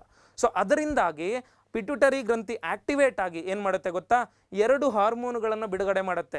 ಪುರುಷನಲ್ಲಿ ಲ್ಯೂಟಿನೈಸಿಂಗ್ ಹಾರ್ಮೋನ್ ಅಂತ, ಅಂದರೆ ಪುರುಷನ ವೃಷಣಗಳನ್ನು ಆಕ್ಟಿವೇಟ್ ಮಾಡೋದಕ್ಕೆ, ಸ್ಪರ್ಮ್ಸನ್ನು ಆಕ್ಟಿವೇಟ್ ಮಾಡೋದಕ್ಕೆ, ಅದೇ ರೀತಿ ಅವನ ಒಂದು ಪುರುಷತ್ವವನ್ನು ಆಕ್ಟಿವೇಟ್ ಮಾಡೋದಕ್ಕೆ ಲ್ಯೂಟಿನೈಸಿಂಗ್ ಹಾರ್ಮೋನನ್ನು ಬಿಡುಗಡೆ ಮಾಡುತ್ತೆ ಪಿಟ್ಯೂಟರಿ ಗ್ರಂಥಿ, ಅರ್ಥ ಆಯ್ತಾ. ಅದೇ ರೀತಿ FSH ಅಂತ ಇನ್ನೊಂದು ಹಾರ್ಮೋನನ್ನು ಸ್ತ್ರೀಯರಲ್ಲಿ, ಮಹಿಳೆಯರಲ್ಲಿ ಬಿಡುಗಡೆ ಮಾಡುತ್ತೆ. ಸೊ ಇದು ಈಸ್ಟ್ರೋಜನ್ ಹಾರ್ಮೋನನ್ನು ಏನು ಮಾಡುತ್ತೆ, ಆಕ್ಟಿವೇಟ್ ಮಾಡುವಂಥ ಕೆಲಸವನ್ನು ಮಾಡುತ್ತೆ. Very very important. ಅದೇ ರೀತಿ ಎರಡನೇದು ನಿರೋಧಕ ರಸದೂತಗಳು ಅಂತ ಕರಿತೀವಿ, ಇನ್ಹಿಬಿಟರಿ ಹಾರ್ಮೋನ್ಸ್ ಅಂತ ಕರಿತೀವಿ. ಇನ್ಹಿಬಿಟರಿ ಹಾರ್ಮೋನ್ಸ್ ಅನ್ನುವಂಥದ್ದು ಪಿಟ್ಯೂಟರಿ ರಸದೂತಗಳ ಸ್ರವಿಕೆಯನ್ನು ತಡೆಯುವಂಥದ್ದಾಗಿರುತ್ತೆ. ಅಂದರೆ ಈ ಒಂದು ಪಿಟ್ಯೂಟರಿ ಹಾರ್ಮೋನ್ಸ್ಗಳ ಬಿಡುಗಡೆಯನ್ನು ಕಂಟ್ರೋಲ್ ಮಾಡುವಂಥದ್ದು. ಯಾವ ಟೈಮ್ಗೆ ಬಿಡುಗಡೆ ಮಾಡಬೇಕು, ಒಂದು ವಯಸ್ಸಿನವರೆಗೆ ಬಿಡುಗಡೆ ಮಾಡಬೇಕು, ಆ ವಯಸ್ಸಾದ ಮೇಲೆ ಅದನ್ನು ನಿಲ್ಲಿಸಬೇಕು ಅನ್ನುವಂಥ ಕೆಲಸ ಇದೊಂದು ಮಾಡ್ತಾ ಇರುತ್ತೆ. ಫಾರ್ ಎಕ್ಸಾಂಪಲ್, ಮೊದಲನೇದಾಗಿ ಪ್ರೊಲ್ಯಾಕ್ಟಿನ್ ಇನ್ಹಿಬಿಟರಿ ಹಾರ್ಮೋನ್ ಅನ್ನುವಂಥದ್ದು ರಿಲೀಸ್ ಆಗುತ್ತೆ. ಎಲ್ಲಿಂದ? ಹೈಪೋಥಾಲಮಸ್ಸಿಂದ. ಸೊ ಡೊಪಮೀನ್ ಅನ್ನುವಂಥ ಒಂದು ರಾಸಾಯನಿಕ ಅಣುವನ್ನು ಬಿಡುಗಡೆ ಮಾಡುತ್ತೆ. ಯಾವುದು? ಹೈಪೋಥಾಲಮಸ್ ಪಿಟ್ಯೂಟರಿ ಗ್ರಂಥಿಗೆ. ಇದರಿಂದಾಗಿ ಪಿಟ್ಯೂಟರಿ ಗ್ರಂಥಿಯಿಂದ ಪ್ರೊಲ್ಯಾಕ್ಟಿನ್ ಎಂಬ ಹಾರ್ಮೋನ್ ಬಿಡುಗಡೆ ಆಗಿ ಆ ಸ್ತನ ಗ್ರಂಥಿಗಳು ಆಕ್ಟಿವೇಟ್ ಆಗಿ ಹಾಲಿನ ಉತ್ಪಾದನೆ ಸ್ತನಗ್ರಂಥಗಳಲ್ಲಿ ಆಗುತ್ತಾ ಮಗುವಿಗೆ ಹಾಲು ಉಣಿಸಬೇಕಾಗಿರುವಂಥ ಒಂದು ಕಾರ್ಯವನ್ನು ತಾಯಿ ಪೂರ್ಣಗೊಳಿಸಿಕೊಳ್ತಾಳೆ. ಸೊ ಇದಕ್ಕೆ ಮಗುವಿಗೆ ಹಾಲುಣಿಸಬೇಕಾದಾಗ ಬಿಡುಗಡೆಯಾಗುವಂಥ ಹಾರ್ಮೋನ್ ಯಾವುದು ಅಂದರೆ ದಟ್ ಈಸ್ ಪ್ರೊಲ್ಯಾಕ್ಟಿನ್ ಅನ್ನುವಂತಹ ಹಾರ್ಮೋನ್ ಆಗಿರುತ್ತೆ. Very very important. ಅದೇ ರೀತಿ ಗ್ರೌತ್ ಹಾರ್ಮೋನ್, ಆಯಿತಾ, ಬೆಳವಣಿಗೆ ಹಾರ್ಮೋನ್ ಅಂತ ಕರಿತೀವಿ. ಸೊ ಇದು ಕೂಡ ಒಂದು ಇನ್ಹಿಬಿಟರಿ ಹಾರ್ಮೋನ್ ಆಗಿರುತ್ತೆ. ಯಾವ ರೀತಿ ಅಂದರೆ ಒಂದು ವಯಸ್ಸಿನವರೆಗೂ ಮಾತ್ರ ಅದು ಬಿಡುಗಡೆ ಆಗುತ್ತೆ, ಅದಾದ ಮೇಲೆ ನಿಂತು ಹೋಗುತ್ತೆ. ಅದೇ ರೀತಿ ಪಿಟ್ಯೂಟರಿಯಲ್ಲಿ ರಿಲೀಸಸ್ ಆಫ್ ಗ್ರೋತ್ ಹಾರ್ಮೋನ್ಸ್ ಅಲ್ವಾ, ಪಿಟ್ಯೂಟರಿ ಗ್ರಂಥಿಯಿಂದ ಬಿಡುಗಡೆ ಆಗ್ತವೆ ಗ್ರೋತ್ ಹಾರ್ಮೋನ್ ಅನ್ನುವಂಥದ್ದು. ನೋಡಿ, ಅದೇ ರೀತಿ ಈ ಒಂದು ಹೈಪೋಥಾಲಮಸ್ಸನ್ನು ಏನಂತ ಕರಿತೀವಿ? Control centre of the body ಅಂತ ಕರಿತೀವಿ. ನೋಡಿ, ಪಿಟ್ಯೂಟರಿ ಗ್ರಂಥಿ ಇದೆ ಅಲ್ವಾ, ಇದು ನಮ್ಮ ದೇಹವನ್ನು ಸಂಪೂರ್ಣವಾಗಿ ನಿಯಂತ್ರಣ ಮಾಡುತ್ತೆ. ಸೊ ಕಂಪ್ಲೀಟಾಗಿ ನಮ್ಮ ಬಾಡಿಯನ್ನು ರೆಗ್ಯುಲೇಟ್ ಮಾಡೋದು ಅಥವಾ ಕಂಟ್ರೋಲ್ ಮಾಡುವಂಥ ಕೆಲಸ ಪಿಟ್ಯೂಟರಿ ಗ್ಲ್ಯಾಂಡ್ ಮಾಡ್ತಾ ಇದ್ದರೆ, ಆ ಒಂದು ಪಿಟ್ಯೂಟರಿ ಗ್ಲ್ಯಾಂಡನ್ನೇ ಕಂಟ್ರೋಲ್ ಮಾಡುವಂಥ ಕೆಲಸ ಈ ಒಂದು ಹೈಪೋಥಾಲಮಸ್ ಮಾಡ್ತಾ ಇರುತ್ತೆ. ಸೊ ಪಿಟ್ಯೂಟರಿ ಗ್ರಂಥಿಯಿಂದ ಯಾವುದೇ ಒಂದು ಏನು ಹಾರ್ಮೋನ್ ರಿಲೀಸ್ ಆಗಬೇಕಂದ್ರೂ ಹೈಪೋಥಾಲಮಸ್ಸಿಂದ ಅದಕ್ಕೆ ಪ್ರಚೋದನೆಯನ್ನು ಸಿಗಬೇಕು ಅಲ್ವಾ. ಸೊ ಆ ಒಂದು ಕಾರಣಕ್ಕೆ ಹೈಪೋಥಾಲಮಸ್ಸು ಒಂದು ಹೆಡ್ ಆಫ್ ದಿ ರೀಜನಲ್ಲಿ ಕುತ್ಕೊಂಡು ಅದನ್ನು ಮಾನಿಟರ್ ಮಾಡ್ತಾ ಇರುತ್ತೆ. ಯಾವುದನ್ನು? ಪಿಟ್ಯೂಟರಿ ಗ್ರಂಥಿಯನ್ನು. ಪಿಟ್ಯೂಟರಿ ಗ್ರಂಥಿ ಏನು ಮಾಡುತ್ತೆ? ಕಂಪ್ಲೀಟ್ ಬಾಡಿಯನ್ನು ಕಂಟ್ರೋಲ್ಗೆ ತಗೊಂಡು ಯಾವುದಕ್ಕೆ ಏನೇನು ಬೇಕೋ ಅವುಗಳನ್ನು ಬಿಡುಗಡೆ ಮಾಡುತ್ತಾ ಕಾರ್ಯವನ್ನು ನಿರ್ವಹಣೆ ಮಾಡ್ತಾ ಇರುತ್ತೆ. ಅದಕ್ಕೆ ನೋಡಿ control centre of the body ಅಂತ ಕರಿತೀವಿ, ದೇಹದ ನಿಯಂತ್ರಣಕಾರಕ ಅಂತ ಕರಿತೀವಿ. ಅದೇ ರೀತಿ thermo regulator of the body ಅಂತ ಕರಿತೀವಿ, ಮಾನವನ ದೇಹದ ತಾಪಮಾನ ನಿಯಂತ್ರಣಕ ಅಂತ ಕರಿತೀವಿ. ಅದೇ ರೀತಿ ಏನು ಮಾಡುತ್ತೆ? ದೇಹದಲ್ಲಿ ಹೋಮಿಯೋಸ್ಟಾಸಿಸನ್ನು ಮೇಂಟೈನ್ ಮಾಡುತ್ತೆ, ಅಂದರೆ ಸ್ಟೆಬಿಲಿಟಿಯನ್ನು, ತಾಪಮಾನ ಆಗಿರ್ಬೋದು, ಅದೇ ರೀತಿ ಆರೋಗ್ಯವನ್ನಾಗಿರ್ಬೋದು. ಸೊ ಪ್ರತಿಯೊಂದನ್ನು ಸ್ಟೆಬಿಲಿಟಿಯನ್ನು ಮೇಂಟೈನ್ ಮಾಡುವಂಥ ಕೆಲಸ ಈ ಹೈಪೋಥಾಲಮಸ್ ಮಾಡ್ತಾ ಇರುತ್ತೆ. ಯಾವ ರೀತಿ ಅಂತ ಇಲ್ಲಿ ನಾನು ಹೇಳ್ತೀನಿ. ಹೈಪೋಥಾಲಮಸ್ ಉತ್ಪಾದಿಸುವಂಥ ಪ್ರಮುಖ ಹಾರ್ಮೋನ್ಸ್ ಯಾವ್ಯಾವುದು ಅಂತ ನೋಡೋಣ, ಓಕೆನಾ. ಈ ಹೈಪೋಥಾಲಮಸ್ ಉತ್ಪಾದನೆ ಮಾಡಿ, ಪ್ರೊಡಕ್ಷನ್ ಮಾಡಿ ಪಿಟ್ಯೂಟರಿ ಗ್ರಂಥಿಯಲ್ಲಿ ಸ್ಟೋರ್ ಮಾಡುತ್ತೆ. ಸ್ಟೋರ್ ಮಾಡಿ ಪಿಟ್ಯೂಟರಿ ಗ್ರಂಥಿಯಿಂದ ಬಿಡುಗಡೆ ಮಾಡಿಸುತ್ತೆ 2 ಹಾರ್ಮೋನ್ಗಳನ್ನು. ಅದರಲ್ಲಿ ಮೊದಲನೇದಾಗಿರುವಂಥದ್ದು ADH, ಆ್ಯಂಟಿ ಡಯೋರಿಟಿಕ್ ಹಾರ್ಮೋನ್ ಅಂತ ಕರಿತೀವಿ. ಇದಕ್ಕೆ ಇನ್ನೊಂದು ಹೆಸರಿದೆ, ವ್ಯಾಸೋಪ್ರೆಸಿನ್ ಅಂತ ಕೂಡ ಕರಿತೀವಿ. ಸೊ ಇದು ದೇಹದಲ್ಲಿ ದ್ರವ್ಯ ಸಮತೋಲನತೆಯನ್ನು ಕಾಪಾಡುತ್ತೆ. ಯಾವುದು? ADH ಅನ್ನುವಂಥ ಹಾರ್ಮೋನ್. ಫ್ಲೂಯಿಡ್ ಬ್ಯಾಲೆನ್ಸನ್ನು ನಮ್ಮ ಬಾಡಿಯಲ್ಲಿ ಮಾಡುವಂಥ ಹಾರ್ಮೋನ್ ಆಗಿರುತ್ತೆ. ಸೊ ಇದರ ಹೆಚ್ಚು ಸ್ರವಿಕೆಯಿಂದ, ಫಾರ್ ಎಕ್ಸಾಂಪಲ್ ADH ಏನಾದರೂ ಜಾಸ್ತಿ ಬೇಡದೇ ಇರುವಂಥ ಅವಶ್ಯಕತೆಗೆ ಬೇಡದೇ ಇರುವಂಥ ಒಂದು ಪರಿಸ್ಥಿತಿಗಳಲ್ಲಿ ಹೆಚ್ಚಾಗಿ ಬಿಡುಗಡೆ ಆದರೆ ಸೊ ಏನಾಗ್ಬೋದು ಅನ್ನುವಂಥದ್ದನ್ನು ಇಲ್ಲಿ ಹೇಳ್ತೀನಿ ನಾನು. ರಕ್ತದಿಂದ ಕಿಡ್ನಿಯು ಹೆಚ್ಚು ನೀರನ್ನು ಹೊರಗೆ ಹಾಕುತ್ತೆ. ಅಂದರೆ ಕಿಡ್ನಿ ಏನು ಮಾಡುತ್ತೆ, ಬ್ಲಡ್ಡಲ್ಲಿ ನೀರನ್ನು ಜಾಸ್ತಿ ಅಬ್ಸರ್ವ್ ಮಾಡಿಕೊಂಡು ಹೊರಗಡೆ ಆಗ್ತಾ ಇರುತ್ತೆ. ಇದರಿಂದ ನಮ್ಗೆ ಏನಾಗುತ್ತೆ, ನಮ್ಮ ಬಾಡಿಯಲ್ಲಿ ವಾಟರ್ ಕಂಟೆಂಟ್ ಕಡಿಮೆ ಆಗಿ ನಮಗೆ ನಿರ್ಜಲೀಕರಣ ಆಗುತ್ತೆ, ಡಿಹೈಡ್ರೇಷನ್ ಆಗುತ್ತೆ. ಡಿಹೈಡ್ರೇಷನ್ ಆಗೋದರ ಜೊತೆಯಲ್ಲಿ ಬಾಯಾರಿಕೆ ಆಗುತ್ತೆ, ಬಾಯಾರಿಕೆ, ತಲೆನೋವು, ಅದೇ ರೀತಿ ಆಯಾಸ ಆಗುತ್ತೆ. ನಮ್ಮ ಮೂತ್ರ ಗಾಢ ಹಳದಿ ಬಣ್ಣಕ್ಕೆ ಟರ್ನ್ ಆಗುತ್ತೆ. ಇದರ ಸೈನ್ ಏನು? ಇದೇನನ್ನು ಇಂಡಿಕೇಟ್ ಮಾಡ್ತಾ ಇದೆ? ನಮ್ಮ ದೇಹದಲ್ಲಿ ನೀರಿನ ಪ್ರಮಾಣ ಕಡಿಮೆ ಆಗಿದೆ ಅನ್ನುವಂಥದ್ದನ್ನು ತೋರಿಸ್ಕೊಡ್ತಾ ಇರುತ್ತೆ. Very very important. ಅರ್ಥ ಆಯ್ತಾ? ಅದೇ ರೀತಿ ಕಡಿಮೆ ಸ್ರವಿಕೆ ಆದರೆ, ADH ಏನಾದರೂ ಕಡಿಮೆ ಸ್ರವಿಕೆ ಆದರೆ ಏನಾಗುತ್ತೆ, ಕಡಿಮೆ ನೀರನ್ನು ಹೊರಗಡೆ ಹಾಕುತ್ತೆ. ನಮ್ಮ ದೇಹದಿಂದ ಕಡಿಮೆ ನೀರನ್ನು ಹೊರಗಡೆ ಹಾಕುತ್ತದೆ. ಹಾಗಾಗಿ ದೇಹದಲ್ಲಿ ನೀರಿನ ಅಂಶ ಹೆಚ್ಚಾಗಿರುತ್ತೆ. ಸೊ ಜಾಸ್ತಿ ಆದರೂ ಎಫೆಕ್ಟೇ, ಕಡಿಮೆ ಆದರೂ ಎಫೆಕ್ಟೇ. ಸೊ ಹಾಗಾಗಿ ಸ್ಟೆಬಿಲಿಟಿಯನ್ನು ಮೇಂಟೈನ್ ಮಾಡ್ಕೋಬೇಕಾಗಿರುವಂಥದ್ದು ತುಂಬ ಇಂಪಾರ್ಟೆಂಟ್ ಆಗಿರುತ್ತೆ. ಈ ಒಂದು ಏನು ಹಾರ್ಮೋನಿನ ಅಸಮತೋಲನ ಬಿಡುಗಡೆಯಿಂದ ಏನಾಗುತ್ತೆ ಅಂದರೆ ಡಯಾಬಿಟಿಸ್ ಇನ್ಸಿಪಿಡಿಸ್ ಅನ್ನುವಂಥ ಒಂದು ರೋಗ ಬರುತ್ತೆ. ಸೊ ದ್ರವ್ಯ ಅಸಮತೋಲನತೆ ಅನ್ನುವಂಥ ರೋಗ ಕಂಡು ಬರುತ್ತೆ. ಸೊ ಇದರಿಂದ ಹೆಚ್ಚಿನ ಮೂತ್ರ ಉತ್ಪಾದನೆ ಮತ್ತು ಅತಿಯಾದ ಬಾಯಾರಿಕೆ ಉಂಟಾಗ್ತಾ ಇರುತ್ತೆ. ನಾವು ಎಷ್ಟೇ ನೀರು ಕುಡಿದ್ರೂ, ಎಷ್ಟೇ ರೀಹೈಡ್ರೇಟ್ ಮಾಡ್ಕೊಂಡ್ರು ನಮ್ಮ ಬಾಡಿ ಡಿಹೈಡ್ರೇಟ್ ಆಗ್ತಾನೆ ಇರುತ್ತೆ. ಸೊ ಯಾವ ಕಾರಣಕ್ಕೆ ಅಂದರೆ ಡಯಾಬಿಟಿಸ್ ಇನ್ಸಿಪಿಡಸ್. ಅರ್ಥ ಆಯ್ತಾ? ಡಯಾಬಿಟಿಸ್ ಇನ್ಸಿಪಿಡಸ್ ಅಂತ ಕರಿತೀವಿ. ಈ ದ್ರವ್ಯ ಅಸಮತೋಲನತೆ ಅನ್ನುವಂಥ ರೋಗದಿಂದ ಈ ಕಾರಣ ಉಂಟಾಗುತ್ತೆ ನಮಗೆ. ಅರ್ಥ ಆಯ್ತಾ? ಸೊ ಅದೇ ರೀತಿ ಆಕ್ಸಿಟೋಸಿನ್ ಅನ್ನುವಂಥ ಇನ್ನೊಂದು ಹಾರ್ಮೋನ್ ಹೈಪೋಥಲಾಮಸ್ನಿಂದ ಬಿಡುಗಡೆ ಆಗಿ ಎಲ್ಲಿ ಸ್ಟೋರ್ ಆಗಿರುತ್ತೆ? ಪಿಟ್ಯುಟರಿ ಗ್ರಂಥಿಯಲ್ಲಿ ಸ್ಟೋರ್ ಆಗಿರುತ್ತೆ. ಪಿಟ್ಯುಟರಿ ಗ್ರಂಥಿಯಿಂದ ಬಿಡುಗಡೆ ಆಗುತ್ತೆ. ಯಾವ ಸಂದರ್ಭದಲ್ಲಿ? ತಾಯಿ ಮಗುವಿಗೆ ಜನ್ಮ ನೀಡಬೇಕಾದ್ರೆ ಆ ಬೋನ್ಸ್ ಇರ್ತಾವಲ್ವಾ, ಆ ಬೋನ್ಸ್ ಮತ್ತು ಮಸಲ್ಸ್ ಏನು ಕಾಂಟ್ರಾಕ್ಷನನ್ನು ಮಾಡಿ ಮಗು ಈಸಿಯಾಗಿ ಹೊರಗಡೆ ಬರುವಂಥಕ್ಕೆ ಪ್ರಚೋದನೆ ಮಾಡಬೇಕು. ಸೊ ಅವಾಗ ಆಕ್ಸಿಟೋಸಿನ್ ಹಾರ್ಮೋನು ಬಿಡುಗಡೆ ಆಗುತ್ತೆ. ಅದೇ ರೀತಿ ಇದನ್ನು ಬರ್ತ್ ಹಾರ್ಮೋನ್ ಅಂತ ಕೂಡ ಕರಿತೀವಿ, ಜನನ ಹಾರ್ಮೋನು ಅಂತ ಕರಿತೀವಿ. ತಾಯಿ ಮಗುವಿಗೆ ಹಾಲುಣಿಸಬೇಕಾದ್ರೆ, ಲ್ಯಾಕ್ಟೇಷನ್ ಮಾಡಬೇಕಾದ್ರೆ ಬಿಡುಗಡೆ ಆಗಬೇಕಾಗಿರುವಂಥ ಹಾರ್ಮೋನು ಕೂಡ ಈ ಒಂದು ಆಕ್ಸಿಟೋಸಿನ್ ಆಗಿರುತ್ತೆ. ಪುರುಷ ಮತ್ತು ಸ್ತ್ರೀಯರಲ್ಲಿ ಲೈಂಗಿಕ ಮತ್ತು ಸಾಮಾಜಿಕ ವರ್ತನೆಯ ಮೇಲೆ ಬಹುಮುಖ್ಯವಾದಂಥ ಪರಿಣಾಮವನ್ನು ಇದು ಬೀರುತ್ತೆ. ಅರ್ಥ ಆಯ್ತಾ? Physical and mental behaviour of a human being ಮೇಲೆ ಕಂಪ್ಲೀಟ್ ಆಗಿ ಇದು ಕಂಟ್ರೋಲನ್ನು ಒತ್ಕೊಂಡಿರುತ್ತೆ. Very very important. ಇದನ್ನು ಮಿಸ್ಯೂಸ್ ಮಾಡ್ಕೋತಾ ಇದ್ರು ತುಂಬ ಜನ. ಈ ಒಂದು ಆಕ್ಸಿಟೋಸಿನ್ ಅನ್ನುವಂಥ ಹಾರ್ಮೋನನ್ನು ಯಾವ ಕಾರಣಕ್ಕೆ ಅಂದರೆ ಜಾನುವಾರುಗಳ ಮೇಲೆ ಇದನ್ನು ಏನು ಎಕ್ಸ್ಪೆರಿಮೆಂಟಲ್ಲಿ ಇದು ಮಾಡಿಬಿಟ್ಟು ಸೊ ಅದರಿಂದ ಹೆಚ್ಚು ಹಾಲನ್ನು ಏನು ಮಾಡ್ತಾಯಿದ್ರು, ಕರಿತಾಯಿದ್ರು. ಸೊ ಹಾಗಾಗಿ ಆ ಹಸುವಿಗೆ ನೋವು ಉಂಟಾಗ್ತಾಯಿತ್ತು. ರಕ್ತ ಕೂಡ ಬರುವಂಥ ರೀತಿಯಲ್ಲಿ ಮನುಷ್ಯರು ಏನು ಮಾಡ್ತಾಯಿದ್ರು, ಹಾಲನ್ನು ಕರಿತಾಯಿದ್ರು. ಆಕ್ಸಿಟೋಸಿನ್ ಏನು ಮಾಡುತ್ತೆ, ಹಾಲು ಹೊರಗಡೆ ಬರೋದಕ್ಕೆ ಪ್ರಚೋದನೆ ಕೊಡುತ್ತೆ. ಸೊ ಜನ ಏನು ಮಾಡೋರು ಅಂದರೆ ಆ ಹಸುವಿಗೆ ಇಂಜೆಕ್ಷನನ್ನು ಮಾಡೋರು. ಆಕ್ಸಿಟೋಸಿನ್ ಅನ್ನುವಂಥ ಇಂಜೆಕ್ಷನನ್ನು ಮಾಡಿಬಿಟ್ಟು ಹೆಚ್ಚು ಹಾಲು ಕೊಡಲಿ ಅನ್ನುವಂಥ ಕಾರಣಕ್ಕೆ, ಹೆಚ್ಚಿನ ಹಾಲನ್ನು ಉತ್ಪಾದನೆ ಮಾಡಲಿ ಅನ್ನುವಂಥ ಕಾರಣಕ್ಕೆ ಇವರೇನು ಮಾಡ್ತಾಯಿದ್ರು, ಅದಕ್ಕೆ ನೀಡಿ ಮಾನಸಿಕ ದೈಹಿಕ ಹಿಂಸೆಯನ್ನು ಕೊಟ್ಟು ಅದರಿಂದ ಹಾಲನ್ನು ಕರೆದು ಅದರ ಆಯುಷನ್ನು ಕಡಿಮೆ ಮಾಡಿ ಬೇಗ ಆ ಒಂದು ಜೀವಿ ಸತ್ತೋಗ್ಬಿಡ್ತಾ ಇತ್ತು. ಸೊ ಇದನ್ನು ಪ್ರೆಸೆಂಟ್ಲಿ ಬ್ಯಾನ್ ಮಾಡಿದ್ದಾರೆ. ಅರ್ಥ ಆಯ್ತಾ? ಬ್ಯಾನ್ ಮಾಡಿದ್ದಾರೆ ಆಕ್ಸಿಟೋಸಿನ್ ಅನ್ನುವಂತಹ ಹಾರ್ಮೋನನ್ನು. ಕೃತಕವಾಗಿ ಎಲ್ಲೂ ಇದು ಮಾಡೋಂಗಿಲ್ಲ. ಸೊ ಆರ್ಟಿಫಿಷಿಯಲ್ ಆಕ್ಸಿಟೋಸಿನ್ ಹಾರ್ಮೋನನ್ನು ಬ್ಯಾನ್ ಮಾಡಿದ್ದಾರೆ. Very very important. ಅದೇ ರೀತಿ ಪಿಟ್ಯೂಟರಿ ಗ್ರಂಥಿಯ ಬಗ್ಗೆ ನೋಡೋಣ. ಪಿಟ್ಯೂಟರಿ ಇದು ಗ್ಲ್ಯಾಂಡ್ ಏನಿದೆ ವೆರಿ ವೆರಿ ಇಂಪಾರ್ಟೆಂಟ್. ಇದು ಮೂಳೆಗಳಿಂದ ಆವೃತವಾಗಿದೆ. ಸುತ್ತಲೂ ಮೂಳೆಗಳಿದೆ. ಯಾವ ಮೂಳೆಯಿಂದ ಆವೃತವಾಗಿದೆ ಅಂತ ಎಕ್ಸಾಂಪಲ್ ಕೇಳಿದ್ರೆ ಸೆಲ್ಲಾ ಟಾರ್ಸಿಕಾ ಅನ್ನುವಂಥ ಒಂದು ಮೂಳೆಯಿಂದ ಆವೃತವಾಗಿದೆ. ಎಷ್ಟು ಶೇಪ್ ಇದೆ ಇದು ಅಂದರೆ, ಎಷ್ಟು ಸೈಜ್ ಇದೆ ಅಂದರೆ, ಸೊ ಪಿ ಸೀಡ್ ಇರುತ್ತಲ್ಲ, ಬಟಾಣಿ ಬೀಜ, ಆ ಒಂದು ಗಾತ್ರದಲ್ಲಿ ಈ ಒಂದು ಪಿಟ್ಯೂಟರಿ ಗ್ರಂಥಿ ಕಂಡು ಬರ್ತಾ ಇರುತ್ತೆ. ಸೆಲ್ಲಾ ಟಾರ್ಸಿಕಾ ಅನ್ನುವಂಥ ಒಂದು ಕುಹರದಲ್ಲಿ ಬಟಾಣಿ ಬೀಜದ ಗಾತ್ರದಲ್ಲಿ ಇದು ಕಂಡು ಬರ್ತಾ ಇರುತ್ತೆ ಪಿಟ್ಯೂಟರಿ ಗ್ರಂಥಿ ಅನ್ನುವಂಥದ್ದು. ಹೈಪೋಥಲಾಮಸ್ನಿಂದ ಪ್ರಚೋದನೆಗೊಳ್ಳುವಂಥ ಗ್ರಂಥಿ ಇದಾಗಿರುತ್ತೆ. ಈಗಾಗಲೇ ಹೇಳಿದ್ದೀನಿ ನಾನು ನಿಮಗೆ. ಎಲ್ಲ ನಿರ್ನಾಳ ಗ್ರಂಥಿಗಳನ್ನು ನಿಯಂತ್ರಣೆ ಮಾಡುತ್ತದೆ. ಹಾಗಾಗಿ ಇದನ್ನೇನಂತ ಕರಿತೀವಿ, ಬಿಗ್ ಬಾಸ್, ಗ್ರಂಥಿಗಳ ರಾಜ, ಕಿಂಗ್ ಆಫ್ ಗ್ಲ್ಯಾಂಡ್ಸ್, ಮಾಸ್ಟರ್ ಗ್ರಂಥಿ ಅಂತ ಕರಿತೀವಿ. Very very important. ಅರ್ಥ ಆಯ್ತಾ? ಮೊದಲನೇದಾಗಿ ಗ್ರೋತ್ ಹಾರ್ಮೋನ್ ನೋಡಿ, ಹೈಪೋಥಲಾಮಸ್ನಿಂದ ಪ್ರಚೋದನೆಗೊಂಡು ಇದೇನು ಮಾಡುತ್ತೆ, ಗ್ರೋತ್ ಹಾರ್ಮೋನನ್ನು ಪಿಟ್ಯೂಟರಿ ಗ್ರಂಥಿ ಬಿಡುಗಡೆ ಮಾಡುತ್ತೆ. ಈ ಗ್ರೋತ್ ಹಾರ್ಮೋನ್ ನಮ್ಮಲ್ಲಿ ಏನು ಕೆಲಸ ಮಾಡುತ್ತೆ, ನಮ್ಮ ಬೆಳವಣಿಗೆ ಕಾರಣವಾಗುತ್ತೆ. ಬೆಳವಣಿಗೆಗೆ ಕಾರಣವಾಗುವಂಥ ಹಾರ್ಮೋನ್ ಆಗಿರುತ್ತೆ. ಬೆಳವಣಿಗೆ ಹಾರ್ಮೋನ್ ಅಂತ ಕರಿತೀವಿ. ಸೊ ಅತಿಯಾಗಿ ಬಿಡುಗಡೆ ಆದರೆ, ನಮ್ಮ ದೇಹದಲ್ಲಿ ಏನಾದರೂ ಅತಿಯಾಗಿ ಈ ಒಂದು ಬೆಳವಣಿಗೆ ಹಾರ್ಮೋನು ಬಿಡುಗಡೆ ಆದರೆ ನಾವು ದೈತ್ಯತೆ ಅನ್ನುವಂಥ ಒಂದು ರೋಗಕ್ಕೆ ತುತ್ತಾಗ್ತೇವೆ. ಗಿಗ್ಯಾಂಟಿಸಮ್ ಅಂತ ಕರಿತೀವಿ. ದೇಹ ಅತಿಯಾಗಿ ಬೆಳವಣಿಗೆ ಆಗ್ತಾ ಹೋಗುತ್ತೆ. ಸೊ ಅತಿಯಾದ ಎತ್ತರ ಬೆಳ್ಕೊಂಡು ಹೋಗ್ತೀವಿ. ಸೊ ಒಂದು ಏಜಿನವರೆಗೂ ನಿಮಗೆ ಗ್ರೋತ್ ಹಾರ್ಮೋನ್ ಆಕ್ಟಿವೇಟ್ ಆಗಿರುತ್ತೆ, ಗೊತ್ತಿರುತ್ತೆ ನಿಮಗೆ. ಅಪ್ ಟು 21 ಅಥವಾ 22 ಇಯರ್ಸ್ವರೆಗೂ ಆಕ್ಟಿವೇಟ್ ಆಗಿರುತ್ತೆ ಗ್ರೋತ್ ಹಾರ್ಮೋನು. ಅದಾದಮೇಲೆ ಸ್ಟಾಪ್ ಆಗಿಬಿಡುತ್ತೆ ಬೆಳವಣಿಗೆ. ಸೊ ಅದಾದಮೇಲೆ ಸ್ಟಾಪ್ ಆಗಲಿಲ್ಲ ಅಂದರೆ ನೆಕ್ಸ್ಟ್ ಏನಾಗುತ್ತೆ ಅಂತ ನಾನು ಹೇಳ್ತೀನಿ. ಅರ್ಥ ಆಯ್ತಾ?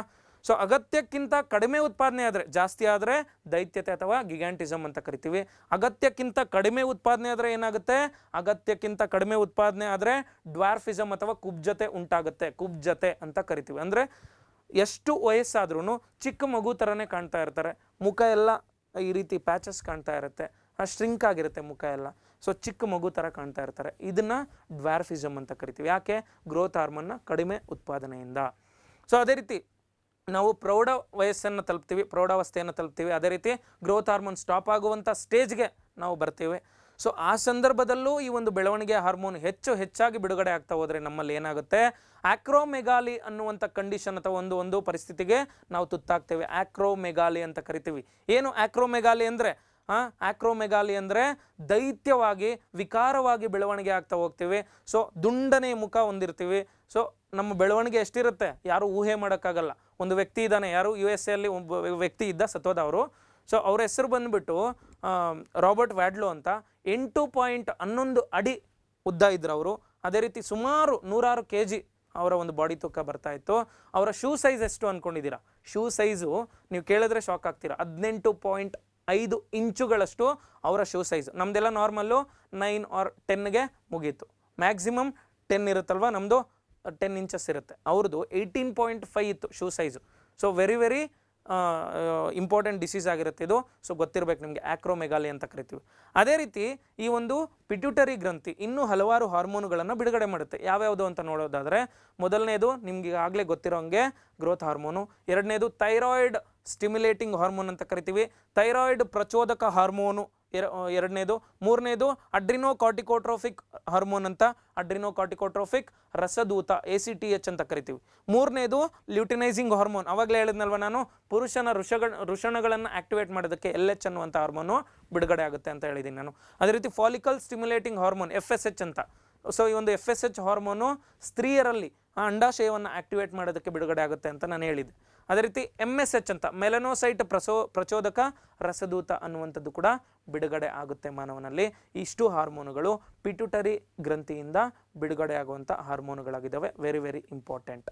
ಅದೇ ರೀತಿ ಪೈನಿಯಲ್ ಗ್ರಂಥಿ, ಪೀನಿಯಲ್ ಗ್ರಂಥಿ ಅಂತ ಕರಿತೀವಿ. ಸೊ ಎಲ್ಲ ಒಂದೇ. ಇದು ಮಾನವನ ದೇಹದಲ್ಲಿ ಕಂಡುಬರುವಂಥ ಅತ್ಯಂತ ಸಣ್ಣ ಗ್ರಂಥಿ. ನಾನು ಅಲ್ಲಿ ಹೇಳಬೇಕಿತ್ತು ಆ್ಯಕ್ಚುಲಿ ಪಿಟ್ಯೂಟರಿ ಗ್ರಂಥಿಯಲ್ಲಿ. ಸೊ ಅದು ಮಾನವನ ದೇಹದಲ್ಲಿ ಕಂಡುಬರುವಂಥ ಎರಡನೇ ಅತಿ ಸಣ್ಣ ಗ್ರಂಥಿ ಆಗಿರುತ್ತೆ. ಇದು ಮಾನವನ ದೇಹದಲ್ಲಿ ಕಂಡುಬರುವಂಥ ಅತ್ಯಂತ ಸಣ್ಣ ಗ್ರಂಥಿ. This is the smallest gland in human body. ಯಾವುದು? ಪೈನಿಯಲ್ ಗ್ಲ್ಯಾಂಡ್ ಅನ್ನುವಂಥದ್ದು. ಮೆಲಟೋನಿನ್ ಎಂಬ ಹಾರ್ಮೋನನ್ನು ಉತ್ಪಾದನೆ ಮಾಡುತ್ತೆ. ಮೆಲಟೋನಿನ್ ಎಂಬ ಈ ಒಂದು ರಸದೂತವನ್ನು ಸ್ರವಿಕೆ ಮಾಡಿ ದೇಹದ 24 ಗಂಟೆಯ ದೈನಿಕ ಲಯಬದ್ಧತೆಯನ್ನು ಕಾಪಾಡುತ್ತಿದ್ದು. ನಾವೇನು ನಿದ್ದೆ ಮಾಡಬೇಕಾದ್ರೂ, ನಾವು ಎದ್ದೇಳಬೇಕಾದ್ರೂ ನಮ್ಮ ಮೂಡ್ ಯಾವ ರೀತಿ ಮೂಡ್ ಸ್ವಿಂಗ್ಸ್ ಇದೆ. ಸೊ ಪ್ರತಿಯೊಂದನ್ನು ಡಿಸೈಡ್ ಮಾಡುವಂಥ ಕೆಲಸ ಈ ಒಂದು ಮೆಲಟೋನಿನ್ ಅನ್ನುವಂಥ ಒಂದು ಹಾರ್ಮೋನು ಮಾಡ್ತಾ ಇರುತ್ತೆ. ಸೊ ಸ್ಲೀಪ್ ವೇಕ್ ಸೈಕಲನ್ನು ಕೂಡ ಇದು ಡಿಸೈಡ್ ಮಾಡುತ್ತೆ. ಮೆಲಟೋನಿನ್ ಹಗಲಿನಲ್ಲಿ ಕಡಿಮೆ ರಿಲೀಸ್ ಆಗುತ್ತೆ. ಯಾಕೆ ಅಂದರೆ ನಮಗೆ ರಾತ್ರಿ ಹೇಳ್ತಾನೆ ನಿದ್ದೆ ಜಾಸ್ತಿ ಬರುತ್ತೆ. ಕತ್ಲೆಲ್ಲಿದ್ರೆ ಅಲ್ಲಿ ನಿದ್ದೆ ಜಾಸ್ತಿ ಬರುತ್ತೆ. ಮೆಲಟೋನಿನ್ ಹಾರ್ಮೋನ್ ಏನಾದರೂ ನಮಗೆ ರಿಲೀಸ್ ಆಗಿಲ್ಲ ಅಂದರೆ ನಮಗೆ ನಿದ್ದೆ ಬರಲ್ಲ. ಮೆಲಟೋನಿನ್ ಹಾರ್ಮೋನು ನಮ್ಮ ಬ್ರೈನಲ್ಲಿ ಪೀನಿಯಲ್ ಗ್ರಂಥಿಯಿಂದ ಬಿಡುಗಡೆ ಆಗಬೇಕು. ಬಿಡುಗಡೆ ಆದರೆ ಚೆನ್ನಾಗಿ ನಿದ್ದೆ ಬರುತ್ತೆ, ಇಲ್ಲ ಅಂದರೆ ಚೆನ್ನಾಗಿ ನಿದ್ದೆ ಬರಲ್ಲ. ಸೊ ಕತ್ತಲಲ್ಲಿ ನಮಗೆ ಈ ಒಂದು ಮೆಲಟೋನಿನ್ ಎಂಬ ಹಾರ್ಮೋನು ಜಾಸ್ತಿ ಬಿಡುಗಡೆ ಆಗುತ್ತೆ. ಸೊ ಹಾಗಾಗಿ ನಿದ್ದೆ ಜಾಸ್ತಿ ಬರುತ್ತೆ. ಸೊ ಡೇ ಟೈಮಲ್ಲಿ ಕಡಿಮೆ ಬಿಡುಗಡೆ ಆಗುತ್ತೆ, ಹಾಗಾಗಿ ನಿದ್ದೆ ಕಡಿಮೆ ಬರುತ್ತೆ. ಅರ್ಥ ಆಯ್ತಾ? ಸೊ ಹಂಗೂ ನಿಮ್ಗೇನೋ ನಿದ್ದೆ ಬಂದರೂ ಮೆಲಟೋನಿನ್ ಎಂಬ ಹಾರ್ಮೋನ್ ಏನಾದರೂ ಸರಿಯಾಗಿ ರಿಲೀಸ್ ಆಗಿಲ್ಲ ಅಂದರೆ, ಅದರ ಪ್ರಮಾಣವನ್ನು ಸರಿಯಾಗಿ ಕಾಪಾಡಿಕೊಂಡಿಲ್ಲ ಅಂದರೆ ನಿಮಗೆ ಹೆಚ್ಚು ಕನಸುಗಳು ಬರ್ತಾ ಇರುತ್ತೆ. ಸೊ ಆ ಕನಸುಗಳಿಂದ ಕೂಡ ನಿಮಗೆ ನಿದ್ದೆ ಬರಲ್ಲ. ಅರ್ಥ ಆಯ್ತಾ? ಸೊ ಇದು ಕೂಡ ಒಂದು ರೀತಿಯಲ್ಲಿ ಕಾರಣ ಆಗುತ್ತೆ. ಇದು ಮೂಡ್ ಸ್ವಿಂಗ್ಸನ್ನು ಡಿಸೈಡ್ ಮಾಡುತ್ತೆ. ನಮ್ಮ ಬಾಡಿಯಲ್ಲಿ ಮೆಟಬಾಲಿಕ್ ಆ್ಯಕ್ಟಿವಿಟೀಸನ್ನು ಕೂಡ ಡಿಸೈಡ್ ಮಾಡುತ್ತೆ. ಸ್ತ್ರೀಯರಲ್ಲಿ ಋತುಚಕ್ರವನ್ನು ಡಿಸೈಡ್ ಮಾಡುತ್ತೆ. ಪುರುಷರಲ್ಲಿ ಸೆಕ್ಸ್ ಡ್ರೈವನ್ನು ಡಿಸೈಡ್ ಮಾಡುತ್ತೆ. ಅದೇ ರೀತಿ ಮನಸ್ಥಿತಿಯ ಏರುಪೇರಿಗೂ ಕಾರಣವಾಗುತ್ತೆ. ಇದನ್ನು ಸ್ಟ್ರೆಸ್ ಹಾರ್ಮೋನ್ ಅಂತ ಕೂಡ ಕರಿತೀವಿ. ಸ್ಟ್ರೆಸ್ ಹಾರ್ಮೋನ್ ಅಂತ ಕೂಡ ಈ ಒಂದು ಪೀನಿಯಲ್ ಗ್ರಂಥಿಯನ್ನು ಕರಿತೀವಿ. Very very important. ಅದೇ ರೀತಿ ಫೋರ್ತ್ ಒನ್ನು ಥೈರಾಯ್ಡ್ ಗ್ಲ್ಯಾಂಡ್. ನೋಡಿ, ಗ್ರಂಥಿಗಳಲ್ಲೇ ಅತ್ಯಂತ ದೊಡ್ಡ ಗ್ರಂಥಿ ಯಾವುದು ಅಂದರೆ ಲಿವರ್. ಅರ್ಥ ಆಯ್ತಾ? ಯಾಕೆ ಇಲ್ಲಿ ನಾವು ಯಾವುದೇ ರೀತಿ ಡಿಸ್ಕ್ರಿಮಿನೇಷನ್ ಮಾಡ್ತಾ ಇಲ್ಲ. ಸೊ ಹೋಲ್ಸೇಲ್ ಆಗಿ ಎಲ್ಲ ಗ್ರಂಥಿಗಳನ್ನು ತಗೊಳ್ತಾ ಇದ್ದೀವಿ. ಹಾಗಾಗಿ ಗ್ರಂಥಿಗಳಲ್ಲೇ ಗ್ಲ್ಯಾಂಡ್ಸಲ್ಲೇ ಲಾರ್ಜೆಸ್ಟ್ ಗ್ಲ್ಯಾಂಡ್ ಯಾವುದು ಅಂದರೆ ದಟ್ ಈಸ್ ಲಿವರ್. ಅರ್ಥ ಆಯ್ತಾ? ಸೊ ಲಿವರ್ ಯಾವ ಒಂದು ಗ್ರಂಥಿ, ಯಾವ ಒಂದು ಗುಂಪಿಗೆ ಸೇರುತ್ತೆ ಅಂದರೆ ಎಕ್ಸೋಕ್ರೈನ್ ಗ್ಲ್ಯಾಂಡ್ಗೆ ಸೇರುತ್ತೆ, ಬಹಿರ್ಸ್ರಾವಕ ಗ್ರಂಥಿಗೆ ಸೇರುತ್ತೆ. ಸೊ ಅದನ್ನು ನಾವು ಇಲ್ಲಿ ಡಿಸ್ಕಸ್ ಮಾಡಲ್ಲ. ಈ ಒಂದು ಪಿಟ್ಯೂಟರಿ ಥೈರಾಯ್ಡ್ ಗ್ರಂಥಿ ಇದೆ ಅಲ್ವಾ? ಸೊ ಥೈರಾಯ್ಡ್ ಗ್ರಂಥಿ ಮಾನವನ ದೇಹದಲ್ಲಿ ಕಂಡುಬರುವಂಥ ಅತ್ಯಂತ ದೊಡ್ಡ ಅಂತಸ್ರಾವಕ ಗ್ರಂಥಿ ಆಗಿದೆ. This is the largest endocrine gland in human body. Very very important. ಎಲ್ಲಿ ಕಂಡು ಬರುತ್ತೆ ಅಂದರೆ ಈ ಒಂದು ಕುತ್ತಿಗೆಯ ಕೆಳಭಾಗದಲ್ಲಿ, ಕುತ್ತಿಗೆ ಇದೆ ಅಲ್ವಾ? ಸೊ ಕುತ್ತಿಗೆ ಈ ಒಂದು ಕೆಳಭಾಗದಲ್ಲಿ ಕಂಡು ಬರ್ತಾ ಇದೆ. ಸೊ ವಾಯ್ಸ್ ಬಾಕ್ಸ್ ಅಂತ ಏನು ಕರಿತೀವಿ, ಆಡಮ್ಸ್ ಆ್ಯಪಲ್ ಅಂತ ಕರಿತೀವಲ್ವಾ ವಾಯ್ಸ್ ಬಾಕ್ಸನ್ನು, ನಮ್ಮ ಧ್ವನಿಪೆಟ್ಟಿಗೆ. ಆ ಧ್ವನಿಪೆಟ್ಟಿಗೆಗೆ ಚಿಟ್ಟೆಯ ಆಕಾರದಲ್ಲಿ ಎರಡು ಕಡೆ ನಾಳಗಳ ಮುಖಾಂತರ ಈ ರೀತಿ ಅಂಟುಕೊಂಡಿರುತ್ತೆ. ಅರ್ಥ ಆಯ್ತಾ? ಇದನ್ನು ಥೈರಾಯ್ಡ್ ಗ್ರಂಥಿ ಅಂತ ಕರಿತೀವಿ. ಎರಡು ಬದಿಯಲ್ಲಿ ಈ ರೀತಿ ಚಿಟ್ಟೆ ಆಕಾರದಲ್ಲಿ ಕಂಡು ಬರ್ತಾ ಇರುತ್ತೆ ಥೈರಾಯ್ಡ್ ಗ್ರಂಥಿ. Very very important. ಇದೇನು ಮಾಡುತ್ತೆ, ಮಾನವನ ಗರ್ಭಧಾರಣೆ ಅಂದರೆ ಒಂದು ತಾಯಿ ಗರ್ಭಾವಸ್ಥೆಯಲ್ಲಿರಬೇಕಾದ್ರೆ 3 ತಿಂಗಳು ಮಗು ಇರಬೇಕಾದ್ರೇ ನಾಲಿಗೆಯ ಕೆಳಭಾಗದಿಂದ ಬೆಳವಣಿಗೆಯನ್ನು ಸ್ಟಾರ್ಟ್ ಮಾಡ್ಕೊಳ್ಳುತ್ತೆ ಥೈರಾಯ್ಡ್ ಗ್ರಂಥಿ. ನಾಲಿಗೆಯ ಕೆಳಭಾಗದಿಂದ ಬೆಳವಣಿಗೆಯನ್ನು ಸ್ಟಾರ್ಟ್ ಮಾಡಿಕೊಂಡು ಕೊನೆಯಲ್ಲಿ ಬಂದು ಇಲ್ಲಿ ಸೆಟ್ಲ್ ಆಗುತ್ತೆ. ಎಲ್ಲಿ? ಧ್ವನಿಪೆಟ್ಟಿಗೆಯ ಕೆಳಭಾಗದಲ್ಲಿ. ಧ್ವನಿಪೆಟ್ಟಿಗೆ ಅಥವಾ ವಾಯ್ಸ್ ಬಾಕ್ಸ್ ಇದೆ ಅಲ್ವಾ? ಸೊ ಈ ಒಂದು ವಾಯ್ಸ್ ಬಾಕ್ಸ್ನ ಕೆಳಭಾಗದಲ್ಲಿ, ಆಡಮ್ಸ್ ಆ್ಯಪಲ್ನ ಕೆಳಭಾಗದಲ್ಲಿ ಸೆಟಲ್ ಆಗುತ್ತೆ. Very very important. 3ನೇ ತಿಂಗಳಿಗೆ ಬೆಳವಣಿಗೆ, 3ನೇ ವಾರದಲ್ಲಿ ಬೆಳವಣಿಗೆಯನ್ನು ಸ್ಟಾರ್ಟ್ ಮಾಡ್ಕೊಳ್ಳುತ್ತೆ. ಅದೇ ರೀತಿ ಥೈರಾಯ್ಡ್ ಗ್ರಂಥಿ ಇದೆ ಅಲ್ವಾ? ಇದು 2 ಪ್ರಮುಖ ಹಾರ್ಮೋನುಗಳನ್ನು ಸ್ರವಿಕೆ ಮಾಡೋದ್ರ ಮುಖಾಂತರ ನಮ್ಮ ಬಾಡಿಯಲ್ಲಿ ಸಾಕಾದಷ್ಟು ಬೆನಿಫಿಟ್ಗಳನ್ನು ನಮಗೆ ಒದಗಿಸ್ಕೊಡುತ್ತೆ, ಸಾಕಾದಷ್ಟು ಎಫೆಕ್ಟ್ಗಳನ್ನು ಕೂಡ ಕೊಡುತ್ತೆ. Very very important. ಬಿಡುಗಡೆ ಆದರೆ ಬೆನಿಫಿಟ್ಟು, ಬಿಡುಗಡೆ ಆಗಲಿಲ್ಲ ಅಂದರೆ ಬೆನಿಫಿಟ್ಟು. ಹೆಚ್ಚಿಗೆ ಬಿಡುಗಡೆ ಆದರೆ ಬೆನಿಫಿಟ್ಟು, ಹೆಚ್ಚಿಗೆ ಬಿಡುಗಡೆ ಆದರೆ ಎಫೆಕ್ಟು, ಕಡಿಮೆ ಬಿಡುಗಡೆ ಆದರೆ ಎಫೆಕ್ಟು. ಸೊ ಇದು ಕೂಡ ಸ್ಟೆಬಿಲಿಟಿಯನ್ನು ಮೇಂಟೈನ್ ಮಾಡ್ಕೊಳ್ಳೋದು ಇಂಪಾರ್ಟೆಂಟ್. Very very important. ಅದೇ ರೀತಿ 2 ಹಾರ್ಮೋನ್ಸ್ ಅಂತ ಹೇಳಿದ್ನಲ್ವ, 2 ಇಂಪಾರ್ಟೆಂಟ್ ಹಾರ್ಮೋನ್ಸ್ ಯಾವುದು ಅಂದರೆ ಟೆಟ್ರಾ ಅಯೋಡೋ ಥೈರಾಕ್ಸಿನ್ ಅನ್ನುವಂಥದ್ದು T4 ಅಂತ ಕರಿತೀವಿ. ಅದೇ ರೀತಿ ಟ್ರೈ ಅಯೋಡೋ ಥೈರಾಕ್ಸಿನ್ ಅನ್ನುವಂಥದ್ದು ಇನ್ನೊಂದು ಹಾರ್ಮೋನು T3 ಅಂತ ಕರಿತೀವಿ. ಇನ್ನೂ ಒಂದು ಹಾರ್ಮೋನ್ ಕೂಡ ರಿಲೀಸ್ ಮಾಡುತ್ತಿದ್ದು ಥೈರೋಕ್ಯಾಲ್ಸಿಟೋನಿನ್ ಅಂತ. ಅಂದರೆ ರಕ್ತದಲ್ಲಿನ ಕ್ಯಾಲ್ಸಿಯಂ ಪ್ರಮಾಣವನ್ನು ನಿಯಂತ್ರಣ ಮಾಡೋದಕ್ಕೋಸ್ಕರ ಥೈರೋಕ್ಯಾಲ್ಸಿಟೋನಿನ್ ಎಂಬ ಹಾರ್ಮೋನನ್ನು ಬಿಡುಗಡೆ ಮಾಡುತ್ತೆ. ಸೊ ನಾವಿಲ್ಲಿ ಇಂಪಾರ್ಟೆಂಟಾಗಿ 2 ಹಾರ್ಮೋನ್ಗಳ ಬಗ್ಗೆ ಸ್ಟಡಿ ಮಾಡಬೇಕಾಗತ್ತೆ. ಮೊದಲನೇದಾಗಿ T4, ಎರಡನೇದಾಗಿ T3. ಯಾವುದು? ಟೆಟ್ರಾ ಅಯೋಡೋ ಥೈರಾಕ್ಸಿನ್ ಮೊದಲನೇದು, ಎರಡನೇದು ಟ್ರೈ ಅಯೋಡೋ ಥೈರಾಕ್ಸಿನ್ ಅನ್ನುವಂಥ ಹಾರ್ಮೋನ್ಗಳ ಬಗ್ಗೆ ವೆರಿ ವೆರಿ ಇಂಪಾರ್ಟೆಂಟ್ ಡೀಟೇಲ್ಡ್ ಆಗಿ ನೋಡ್ತಾ ಹೋಗೋಣ. ಥೈರಾಯ್ಡ್ ಗ್ರಂಥಿಯಲ್ಲಿ ಸಾಮಾನ್ಯ ದರದಲ್ಲಿ ರಸದೂತಗಳ ಉತ್ಪಾದನೆಗೆ ಅಯೋಡಿನ್ ಅತ್ಯಗತ್ಯ. ಅರ್ಥ ಆಯ್ತಾ? ಅಯೋಡಿನ್ ಇಲ್ಲದೆ ಈ ಒಂದು ಥೈರಾಕ್ಸಿನ್ ಹಾರ್ಮೋನು ಬಿಡುಗಡೆ ಆಗಲ್ಲ, ಅಯೋಡಿನ್ ಕೊರತೆಯಿಂದ ಬಿಡುಗಡೆ ಆಗಲ್ಲ. Very very important. ಅದೇ ರೀತಿ ಆಹಾರದಲ್ಲಿ ಅಯೋಡಿನ್ ಕೊರತೆಯಿಂದ ಹೈಪೋಥೈರಾಯ್ಡಿಸಮ್ ಅನ್ನುವಂಥ ಒಂದು ರೋಗ ಉಂಟಾಗುತ್ತೆ. ಸೊ ಥೈರಾಯ್ಡ್ ಗ್ರಂಥಿಯ ಊತ, ಗಳಗಂಡ ರೋಗ ಏನಾಗುತ್ತಲ್ವಾ? ಸೊ ಇದು ಗಳಗಂಡ ರೋಗ, ಗಾಯ್ಟರ್ ಡಿಸೀಸ್ ಅಂತ ಕರಿತೀವಿ. ಈ ಭಾಗದಲ್ಲಿ ಊತ ಆಗುತ್ತೆ. ಇದು ಈ ಒಂದು ಅಯೋಡಿನ್ನ ಕೊರತೆಯಿಂದ ಉಂಟಾಗುತ್ತೆ. ಹೈಪೋಥೈರಾಯ್ಡಿಸಮ್ ಅನ್ನುವಂಥ ಒಂದು ಲಕ್ಷಣದ ಕಾರಣ ಇದು ಉಂಟಾಗುತ್ತೆ. ಯಾವುದು? ಗಂಟಲಿನ ಊತ, ಗಾಯ್ಟರ್ ಡಿಸೀಸ್ ಅಂತ ಕರಿತೀವಿ, ಗಳಗಂಡ ರೋಗ ಅಂತ ಕರಿತೀವಿ. ಅದೇ ರೀತಿ ಮೊದಲನೇದು ನೋಡ್ತಾ ಹೋಗೋಣ, ಹೈಪೋಥೈರಾಯ್ಡಿಸಮ್ ಹೇಳಿದ್ನಲ್ವಾ?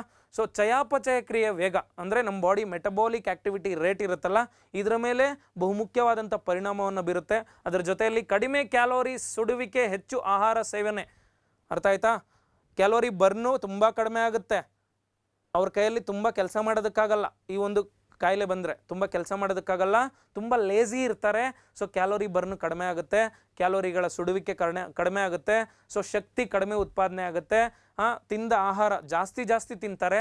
ಸೊ ತಿಂದಿರುವಂಥ ಆಹಾರ ಎಲ್ಲ ಕೊಬ್ಬಿನ ರೂಪದಲ್ಲಿ ಶೇಖರಣೆ ಆಗ್ತಾ ಹೋಗುತ್ತೆ. ಸೊ ಒಬೇಸಿಟಿಯಿಂದ ಬಳಲ್ತಾರೆ, ಬಂಜೆತನ ಉಂಟಾಗುತ್ತೆ. ಅರ್ಥ ಆಯ್ತಾ? ಬಂಜೆತನ ಉಂಟಾಗುತ್ತೆ. ಅದೇ ರೀತಿ ಬೊಜ್ಜುತನ ಕೂಡ ಇವರಲ್ಲಿ ಉಂಟಾಗಿರುತ್ತೆ. ಕೀಲು ನೋವು ಹೆಚ್ಚಾಗಿ ಕಂಡು ಬರ್ತಾ ಇರುತ್ತೆ. Very very important. ಹೈಪೋಥೈರಾಯ್ಡಿಸಮ್ನ ಲಕ್ಷಣಗಳು ಏನು ಅನ್ನೋದಾದರೆ ಇನ್ನೂ ಕೆಲವೊಂದಿದು ಹೇಳ್ತಾ ಹೋಗ್ತೀನಿ. ಗರ್ಭಿಣಿಯರಲ್ಲಿ ಬೆಳೆಯುತ್ತಿರುವ ಶಿಶುವಿನ ದೋಷಪೂರಿತ ಬೆಳವಣಿಗೆ, ಅದೇ ರೀತಿ ಕುಂಠಿತ ಬೆಳವಣಿಗೆ, ಕ್ರೆಟನಿಸಮ್ ಅಂತ ಕರಿತೀವಿ. ಬುದ್ಧಿಮಾಂದ್ಯತೆ, ಬುದ್ಧಿಯಲ್ಲಿ ಏನು ಸರಿಯಾಗಿ ಬುದ್ಧಿ ಇಲ್ಲದೆ ಇರುವಂಥ ಒಂದು ಬೆಳವಣಿಗೆ ಆಗುತ್ತೆ ಮಕ್ಕಳಲ್ಲಿ. ತಾಯಿ ಗರ್ಭದಲ್ಲಿ ತಾಯಿ ಮಗುವಿನ ಅಂದರೆ ಮಗು ತಾಯಿನ ಗರ್ಭದಲ್ಲಿ ಇರಬೇಕಾದ್ರೆ ಏನು ಮಾಡಬೇಕು? ಅಯೋಡಿನ್ನ ಸರಿಯಾದ ಪ್ರಮಾಣದಲ್ಲಿ ಶೇಖರಣೆ ಮಾಡಬೇಕು ಅಥವಾ ಸ್ವೀಕಾರ ಮಾಡ್ಕೋಬೇಕು, ತಿನ್ನಬೇಕು. ಇಲ್ಲ ಅಂದರೆ ಏನಾಗುತ್ತೆ? ಇಲ್ಲ ಅಂದರೆ ಮಗುವಿಗೆ ಅಯೋಡಿನ್ ಕೊರತೆಯಿಂದ ಏನಾಗ್ಬೋದು? ಈ ರೀತಿ ಬುದ್ಧಿಮಾಂದ್ಯತೆ ಉಂಟಾಗ್ಬೋದು. ಸೊ ಅಯೋಡಿನ್ ಅನ್ನುವಂಥದ್ದು ಬುದ್ಧಿಯ ಮೇಲೆ ನೇರವಾದ ಇಂಪ್ಯಾಕ್ಟನ್ನು ಹೊಂದಿರುತ್ತೆ. ಅದೇ ರೀತಿ ಕಿವಿಡುತನವನ್ನು ಉಂಟು ಮಾಡುತ್ತೆ, ಮೂಕತನವನ್ನು ಉಂಟು ಮಾಡುತ್ತೆ, ಡಿಫ್ ಮ್ಯೂಟಿಸಮ್ ಅಂತ ಕರಿತೀವಿ. ಸೊ ಇಷ್ಟು ಒಂದು ಕಂಡೀಷನ್ಗಳನ್ನು ಉಂಟು ಮಾಡೋದ್ರ ಜೊತೆಯಲ್ಲಿ ಭಾರತದಲ್ಲಿ ಅಂದಾಜು 1200 ಜನರಲ್ಲಿ ಒಂದು ಜನ್ಮಜಾತ ಮಗುವಿಗೆ ಅಂದರೆ ಹುಟ್ಟುವಂಥ ಮಗುಗೆ ಸೊ ಕಂಡು ಬರ್ತಾ ಇರುತ್ತೆ. ಇದು ವೆರಿ ವೆರಿ ಇಂಪಾರ್ಟೆಂಟ್. ಅದೇ ರೀತಿ ಪ್ರತಿ ವರ್ಷ ಸುಮಾರು 1 ಲಕ್ಷ ಶಿಶುಗಳು ಈ ಸ್ಥಿತಿಯೊಂದಿಗೆ ನಮ್ಮ ಭಾರತದಲ್ಲಿ ಹುಟ್ಟುತ್ತಾರೆ. Very very important. ಅದಕ್ಕೆ ನೋಡಿ ಅಯೋಡಿನ್ ಕೊರತೆಯಿಂದ ಈ ಒಂದು ರೋಗ ಕಾಣಿಸ್ಕೊಳ್ತಾ ಇರುತ್ತೆ, ಬುದ್ಧಿಮಾಂದ್ಯತೆ ಕಾಣಿಸ್ಕೊಳ್ತಾ ಇರುತ್ತೆ. ಸೊ ಸರಿಯಾಗಿ ಬುದ್ಧಿಯ ಬೆಳವಣಿಗೆ ಆಗಿರಲ್ಲ. ಆ ಕಾರಣಕ್ಕೆ ಏನು ಮಾಡ್ತಾರೆ, ಪೊಟ್ಯಾಷಿಯಂ ಅಯೋಡೇಟ್ನ ರೂಪದಲ್ಲಿ ಉಪ್ಪಿನಲ್ಲಿ, ಪೊಟ್ಯಾಷಿಯಂ ಅಯೋಡೇಟ್ನ ರೂಪದಲ್ಲಿ ಉಪ್ಪಿನಲ್ಲಿ, ಸಾಮಾನ್ಯ ಉಪ್ಪಿನಲ್ಲಿ ಅಯೋಡಿನ್ ಇರಲ್ಲ. ಸೊ ಇದಕ್ಕೆ ಪೊಟ್ಯಾಷಿಯಂ ಅಯೋಡೇಟ್ನ ರೂಪದಲ್ಲಿ ಉಪ್ಪಿನಲ್ಲಿ ಆ್ಯಡ್ ಮಾಡಿಬಿಟ್ಟು ಏನು ಮಾಡ್ತಾರೆ, ಅಯೋಡೈಸ್ ಮಾಡಿ, ಅಯೋಡೀಕರಣ ಮಾಡಿ ನಮಗೆ ಉಪ್ಪನ್ನು ಕೊಡ್ತಾರೆ. ಸೊ ಅಂಥ ಉಪ್ಪನ್ನು ನಾವು ತಿನ್ನೋದ್ರಿಂದ ಅಯೋಡಿನ್ ನಮ್ಮ ಬಾಡಿಗೆ ಸಿಗ್ತಾ ಇರುತ್ತೆ. Very very important. ಅದೇ ರೀತಿ ಸೆಕೆಂಡ್ ಸ್ಟೇಜ್ ಏನು, ಹೈಪರ್ ಥೈರಾಯ್ಡಿಸಮ್ ಅಂತ. ಹೈಪರ್ ಥೈರಾಯ್ಡಿಸಮ್ ಅಂದರೆ ಏನು, ಥೈರಾಯ್ಡ್ ರಸದೂತಗಳ ಅತಿಯಾದ ಸ್ರವಿಕೆಯಿಂದ, ಕಡಿಮೆ ಸ್ರವಿಕೆಯಿಂದ ಏನಾಯಿತು ಹೈಪೋಥೈರಾಯ್ಡಿಸಮ್ ಬಂತು, ಹೆಚ್ಚಿನ ಸ್ರವಿಕೆಯಿಂದ ಹೈಪರ್ ಥೈರಾಯ್ಡಿಸಮ್ ಬಂತು. ಸೊ ಹೈಪರ್ ಅಂದರೆ ಹೆಚ್ಚು, ಹೈಪೋ ಅಂದರೆ ಕಡಿಮೆ. ಓಕೆನಾ. ಸೊ ಚಯಾಪಚಯ ಕ್ರಿಯೆಗಳ ವೇಗ ಜಾಸ್ತಿ ಇರುತ್ತೆ, ಇಲ್ಲಿ ಮೆಟಬಾಲಿಕ್ ಆಕ್ಟಿವಿಟಿ ರೇಟ್ ಜಾಸ್ತಿ ಇರುತ್ತೆ, ಅದೇ ರೀತಿ ಕ್ಯಾಲೋರಿ ಬರ್ನ್ ರೇಟ್ ಜಾಸ್ತಿ ಇರುತ್ತೆ. ಸೊ ಎಷ್ಟು ತಿಂದ್ರೂ ಇವ್ರಿಗೇನಾಗುತ್ತೆ, ತುಂಬ ಬೇಗ ಜೀರ್ಣ ಆಗಿಬಿಡುತ್ತೆ. ಸೊ ಹಾಗಾಗಿ ಇವರು ತುಂಬ ತೆಳ್ಳಗೆ ಇರ್ತಾರೆ. ಅರ್ಥ ಆಯ್ತಾ. ಹೈಪರ್ ಥೈರಾಯ್ಡಿಸಮ್ ಬಂದರೆ ಆ ಒಂದು ಪೇಷಂಟು ತುಂಬ ತೆಳ್ಳಗಿರ್ತಾರೆ, ಕೂದಲು ಮತ್ತು ಉಗುರುಗಳು ಹೆಚ್ಚಾಗಿ ಬೆಳೀತಾ ಇರ್ತವೆ ಇವರಲ್ಲಿ. ಅರ್ಥ ಆಯ್ತಾ. ತಿಂದಿರುವಂಥ ಪೋಷಕಾಂಶಗಳೆಲ್ಲ ಕೂದಲು ಮತ್ತು ಉಗುರಿನ ಬೆಳವಣಿಗೆಗೆ ಹೋಗ್ಬಿಡ್ತವೆ. ಸೊ ಹಾಗಾಗಿ ಇವರು ತುಂಬ ತೆಳ್ಳಗೆ ಕಾಣಿಸ್ತಾ ಇರ್ತಾರೆ. ಅದೇ ರೀತಿ ಗ್ರೇವ್ಸ್ ಡಿಸೀಸ್ ಅಂತ ಕರಿತೀವಿ. ಗ್ರೇವ್ನ ರೋಗ ಏನಪ್ಪ ಇದು ಅಂದರೆ, ಗ್ರೇವ್ನ ರೋಗ ಇದನ್ನು ಎಕ್ಸೋಥಾಲ್ಮಿಕ್ ಗಾಯ್ಟರ್ ಅಂತ ಕೂಡ ಕರಿತೀವಿ. ಸೇಮ್ ಅವಾಗಲೇ ಹೇಳಿದ್ನಲ್ವಾ, ಯಾವ ರೀತಿ ನಮಗೆ ಗಳಗಂಡ ರೋಗ ಬರುತ್ತೆ ಅದೇ ರೀತಿ ಇಲ್ಲಿ ಹೈಪರ್ ಥೈರಾಯ್ಡಿಸಮಲ್ಲಿ ಇದು ಕೂಡ ಒಂದು ಕಂಡೀಷನ್ ಆಗಿರುತ್ತೆ. ಸೊ ಅದೇ ರೀತಿ ಎಕ್ಸೋಥಾಲ್ಮಿಕ್ ಗಾಯ್ಟರ್ ಅನ್ನುವಂಥ ಅದೇ ರೀತಿ ಊತ ಆಗುವಂಥ ಒಂದು ಕಂಡೀಷನ್ ಕೂಡ ಇದರಲ್ಲೂ ಕೂಡ ಕಂಡು ಬರುತ್ತೆ. ಅದೇ ರೀತಿ ನೋಡಿ, ಇಲ್ಲಿ ಹೈಪರ್ ಥೈರಾಯ್ಡಿಸಮ್ನ ಒಂದು ವಿಧವಾಗಿದ್ದು ಯಾವುದು, ಗ್ರೇವ್ಸ್ ಡಿಸೀಸು. ಇಲ್ಲೇನಾಗ್ಬೋದು, ಗ್ರಂಥಿಯ ಊತ ಆಗುತ್ತೆ, ಹೊರಚಾಚಿದ ಕಣ್ಣುಗುಡ್ಡೆಗಳು ಹೊರಗಡೆ ಬರುತ್ತೆ. ಸೊ ಮುಖ ಎಲ್ಲ ಒಂಥರ ನೋಡೋಕ್ಕೆ ಆಗಲ್ಲ, ಆ ರೀತಿ ಬದಲಾಗುತ್ತೆ. ಕೂದಲು ಉದುರ್ತಾ ಇರುತ್ತೆ, ಹೆಚ್ಚು ಬೆಳೀತಾ ಇರುತ್ತೆ, ಅದರ ಜೊತೆಯಲ್ಲಿ ಕೂದಲು ಕೂಡ ಉದುರ್ತಾ ಇರುತ್ತೆ, ಉಗುರು ಹೆಚ್ಚಾಗಿ ಬೆಳವಣಿಗೆ ಆಗ್ತಾ ಹೋಗುತ್ತೆ. ನೋಡಿ, ಥೈರಾಯ್ಡ್ ಗ್ರಂಥಿ ಬಗ್ಗೆ ಇಷ್ಟು information very very important for your examinations. ಆಯಿತಾ, ತಿಳ್ಕೊಳ್ಳಿ, very very important. Next parathyroid ಗ್ರಂಥಿ ಬಗ್ಗೆ ಮಾತಾಡಬೇಕಾಗಿರುತ್ತೆ. 5ನೇ ಗ್ರಂಥಿ ಇದು. ಪ್ಯಾರಾಥೈರಾಯ್ಡ್ ಗ್ಲ್ಯಾಂಡ್ ಅನ್ನುವಂಥದ್ದು ಏನಪ್ಪ, ಪ್ಯಾರಾಥೈರಾಯ್ಡ್ ಗ್ಲ್ಯಾಂಡ್ ಅನ್ನುವಂಥದ್ದು ಥೈರಾಯ್ಡ್ ಗ್ರಂಥಿ ಇದೆ ಅಲ್ವಾ, ಇದರ ಹಿಂಭಾಗದಲ್ಲಿ ಕಂಡು ಬರುತ್ತೆ. ಈ ಥೈರಾಯ್ಡ್ ಗ್ರಂಥಿ ಅನ್ನುವಂಥದ್ದು ಆಡಮ್ಸ್ ಆ್ಯಪಲ್ಗೆ ಅಂಟಿಕೊಂಡಿರುತ್ತೆ, ಮುಂಭಾಗದಲ್ಲಿ ಕಂಡು ಬರ್ತಾ ಇರುತ್ತೆ. ಹಿಂಭಾಗದಲ್ಲಿ 4 ಪ್ಯಾರಾಥೈರಾಯ್ಡ್ ಗ್ರಂಥಿಗಳು ಕಂಡು ಬರ್ತಾ ಇರುತ್ತೆ. ಸೊ ಈ ಒಂದು ಪ್ಯಾರಾಥೈರಾಯ್ಡ್ ಗ್ರಂಥಿ ಪ್ಯಾರಾಥಾರ್ಮೋನ್ ಅಂತ ಕರಿತೀವಿ, ಆ ಒಂದು ರಸದೂತವನ್ನು ಸ್ರವಿಕೆ ಮಾಡುತ್ತೆ. ಸೊ ಪ್ಯಾರಾಥೈರಾಯ್ಡ್ ರಸದೂತ ಅಂತ ಕೂಡ ಕರಿತೀವಿ, ಇದನ್ನು ಪ್ಯಾರಾಥಾರ್ಮೋನ್ ಅಂತ ಕೂಡ ಕರಿತೀವಿ, PTH ಅಂತ ಕರಿಬೋದು. ಸೊ ಇದು ನಮ್ಮ ದೇಹದಲ್ಲಿ ಏನನ್ನ ಸ್ಟೆಬಿಲಿಟಿಯನ್ನು ಕಾಪಾಡಿಕೊಳ್ಳುತ್ತೆ. ಅದ್ರ ಜೊತೆಯಲ್ಲಿ ಇದು ಏನಾದರೂ ಏರುಪೇರು ಮಾಡಿಕೊಂಡ್ರೆ, ಏನಾದರೂ ಬಿಡುಗಡೆ ಕಡಿಮೆ ಆದರೆ ಇಲ್ಲ ಜಾಸ್ತಿ ಆದರೆ ಕೀಲು ನೋವು, ಸ್ನಾಯು ಸೆಳೆತ ಅಂದರೆ ಮಸಲ್ ಪೈನ್ ಆಗುತ್ತೆ, ಅದೇ ರೀತಿ ಮಸಲ್ ಕ್ರ್ಯಾಂಪ್ ಆಗುತ್ತೆ. ಸೊ ಅದೇ ರೀತಿ ಶಿವರಿಂಗ್ ಆಗುತ್ತೆ, ಬಾಡಿಯಲ್ಲಿ ಶಿವರಿಂಗ್ ಕಾಣಿಸ್ಕೊಳ್ತಾ ಹೋಗುತ್ತೆ, ಅದೇ ರೀತಿ ವೀಕ್ನೆಸ್ಸನ್ನು ನೋಡ್ತಾ ಹೋಗ್ತೀವಿ. So very very important. ಇದನ್ನು ಕೂಡ ಸರಿಯಾದ ಪ್ರಮಾಣದಲ್ಲಿ ಕಾಪಾಡಿಕೊಳ್ಳುವಂಥದ್ದು ನಿಮ್ಮ ಆರೋಗ್ಯಕರ ಕರ್ತವ್ಯ ಆಗಿರುತ್ತೆ. ನೆಕ್ಸ್ಟು ಥೈಮಸ್ ಗ್ರಂಥಿ, ವೆರಿ ವೆರಿ ಇಂಪಾರ್ಟೆಂಟ್ ಗ್ಲ್ಯಾಂಡ್ ಇದು. ಥೈಮಸ್ ಅನ್ನುವಂಥದ್ದು ಅಂದರೆ ನನ್ನಲ್ಲಿದೆಯಾ ಅಂದರೆ ಇಲ್ಲ. ಏನಾಗುತ್ತೆ, ನಾನು ಚಿಕ್ಕ ಮಗು ಇದ್ದಾಗ 12 ವರ್ಷದವರೆಗೂ 12ರಿಂದ 14 ವರ್ಷದವರೆಗೂ ಇದಿತ್ತು. ನಾನು ಯಾವಾಗ ಪ್ರೌಢಾವಸ್ಥೆಯನ್ನು ತಲುಪಿಕೊಂಡೆ, ಮೆಚುರೇಷನ್ ಫೇಸ್ಗೆ ಬಂದೆ, ಸೊ ಆ ಒಂದು ಸಂದರ್ಭದಿಂದ ಇದು ನಿಧಾನಕ್ಕೆ ಡೆಸ್ಟ್ರಾಯ್ ಆಗ್ತಾ ಹೋಯಿತು, ನಶಿಸಿ ಹೋಗ್ತಾ ಹೋಯಿತು. ಸೊ ಫೈನಲಿ ಇದೇನಾಗುತ್ತೆ, ವಯಸ್ಸಾಗ್ತಾ ಆಗ್ತಾ ಆಗ್ತಾ ಆಗ್ತಾ ನಶಿಸಿ ಹೋಗ್ಬಿಡುತ್ತೆ. ಅರ್ಥ ಆಯ್ತಾ. ಹುಟ್ಟಿದಾಗಿನಿಂದ ಒಂದು ವಯಸ್ಸಿನವರೆಗೂ ಅಂದರೆ ಜನನಾಂಗಗಳು ಯಾವಾಗ ಅಭಿವೃದ್ಧಿ ಹೊಂದೋದಕ್ಕೆ ಸ್ಟಾರ್ಟ್ ಆಗ್ತವೆ, ನಮ್ಮ ಸೆಕ್ಷುವಲ್ ಆರ್ಗನ್ಸ್ ಯಾವಾಗ ಡೆವಲಪ್ ಆಗೋದಕ್ಕೆ ಸ್ಟಾರ್ಟ್ ಆಗ್ತವೆ, ಅಲ್ಲಿವರೆಗೂ ಈ ಒಂದು ಥೈಮಸ್ ಗ್ಲ್ಯಾಂಡು ಆ್ಯಕ್ಟಿವ್ ಆಗಿರುತ್ತೆ ನಮ್ಮಲ್ಲಿ. ಸೊ ಜನನಾಂಗಗಳು ಅಂದರೆ ಸೆಕ್ಸ್ ಆರ್ಗನ್ಸ್ ಯಾವಾಗ ಡೆವಲಪ್ ಆಗ್ತಾ ಹೋಗ್ತವೆ ಅಲ್ವಾ, ಸೊ ಆ ಒಂದು ಟೈಮ್ನಿಂದ ಇವು ನಾಶ ಆಗ್ತಾ ಹೋಗ್ತವೆ. ಅರ್ಥ ಆಯ್ತಾ. ಯಾವುದು, ಥೈಮಸ್ ಗ್ಲ್ಯಾಂಡ್ ಅನ್ನುವಂಥದ್ದು. ಇದು ಥೈಮೋಸಿನ್ ಎಂಬ ಹಾರ್ಮೋನನ್ನು ಉತ್ಪಾದನೆ ಮಾಡುತ್ತೆ. ಸೊ ಇದ್ರ ಮುಖಾಂತರ ಇದು ನಮ್ಮ ದೇಹದಲ್ಲಿ ಪ್ರತಿರೋಧನಾ ಶಕ್ತಿಯನ್ನು ಕಾಪಾಡ್ಕೊಳ್ಳುತ್ತೆ, ಇಮ್ಯೂನ್ ಸಿಸ್ಟಮನ್ನು ಕಾಪಾಡ್ಕೊಳ್ಳುವಂಥ ಪ್ರಮುಖವಾದಂಥ ಕೆಲಸ ಮಾಡ್ತಾ ಇರುತ್ತೆ. ಸೊ ಮಕ್ಕಳಲ್ಲಿ ಯಾಕೆಪ್ಪ ಇಮ್ಯೂನ್ ಸಿಸ್ಟಮ್ ಜಾಸ್ತಿ ಇದೆ ಅಂದರೆ ಅವರಲ್ಲಿ ಥೈಮಸ್ ಗ್ಲ್ಯಾಂಡ್ ಇದೆ. ಸೊ ಥೈಮೋಸಿನ್ ಎಂಬ ಹಾರ್ಮೋನನ್ನು ಉತ್ಪಾದನೆ ಮಾಡ್ತಾ ಇದೆ. ಈ ಒಂದು ಥೈಮೋಸಿನ್ ಹಾರ್ಮೋನ್ ಏನು ಮಾಡುತ್ತೆ ಅಂದರೆ ಟಿ ಲಿಂಫೋಸೈಟ್ಗಳ ಡಿಫ್ರೆನ್ಸಿಯೇಷನನ್ನು ಮಾಡಿ, ಟಿ ಲಿಂಫೋಸೈಟ್ಗಳನ್ನು ವಿಭೇದೀಕರಣ ಮಾಡಿ ಅವುಗಳನ್ನು ಹೆಚ್ಚು ಶಕ್ತಿಕರವನ್ನಾಗಿ ಮಾಡಿಕೊಂಡು ಏನು ಮಾಡ್ತವೆ, ಈ ಒಂದು ಫಾರಿನ್ ಬಾಡಿಗಳ ಮೇಲೆ ಇದು ದಾಳಿ ಮಾಡಿಸಿ ಏನು ಮಾಡ್ತವೆ, ಆ ಒಂದು ಮಕ್ಕಳಲ್ಲಿ ಆರೋಗ್ಯವನ್ನು ಕಾಪಾಡಿಕೊಳ್ಳುವಂಥ ಕೆಲಸ ಅಥವಾ ಇಮ್ಯುನಿಟಿಯನ್ನು ರೈಸ್ ಮಾಡುವಂಥ ಕೆಲಸ ಈ ಒಂದು ಥೈಮಸ್ ಗ್ಲ್ಯಾಂಡ್ ಮಾಡ್ತಾ ಇರುತ್ತೆ. ಅದೇ ರೀತಿ ಆ್ಯಂಟಿಬಾಡಿಗಳನ್ನು ಕೂಡ ಉತ್ಪಾದನೆ ಮಾಡುತ್ತೆ, ಪ್ರತಿಕಾಯಗಳನ್ನು ಉತ್ಪಾದನೆ ಮಾಡಿ ಆ ಒಂದು ಪ್ರತಿಕಾಯಗಳು ಯಾವುದೋ ಒಂದು ಫಾರಿನ್ ಬಾಡಿ ಎಂಟ್ರಿ ಆಗಿದ ತಕ್ಷಣ ಅವುಗಳ ವಿರುದ್ಧ ಹೋರಾಟ ಮಾಡೋದಕ್ಕೆ ಇದು ಸಹಕಾರಿಯಾಗಿರುತ್ತೆ. Very very important. ಈಗಾಗಲೇ ಗೊತ್ತಿರೋ ಹಂಗೆ ಮಕ್ಕಳಲ್ಲಿ ಕಂಡುಬರುತ್ತೆ, ವಯಸ್ಸಾದಂತೆ ನಶಿಸಿ ಹೋಗುವಂಥ ಗ್ರಂಥಿ ಆಗಿದೆ. Very very important. ಮಕ್ಕಳಲ್ಲಿ ಕಂಡುಬರುತ್ತೆ, ಜನನಾಂಗಗಳು ಬೆಳವಣಿಗೆ ಆದಂತೆ ಇದು ನಶಿಸಿ ಹೋಗುವ ಗ್ರಂಥಿ ಆಗಿದೆ. ಯಾವುದು? ಥೈಮಸ್ ಗ್ಲ್ಯಾಂಡ್ ಅನ್ನುವಂಥದ್ದು ಥೈಮೋಸಿನ್ ಹಾರ್ಮೋನನ್ನು ಉತ್ಪಾದನೆ ಮಾಡುತ್ತೆ. ಇಷ್ಟು ಗೊತ್ತಿರಬೇಕು ನಿಮಗೆ. ಎಲ್ಲಿ ಕಂಡುಬರುತ್ತಿದ್ದು? ಎದೆಯ ಕುಹರದಲ್ಲಿ ಕಂಡುಬರುತ್ತೆ.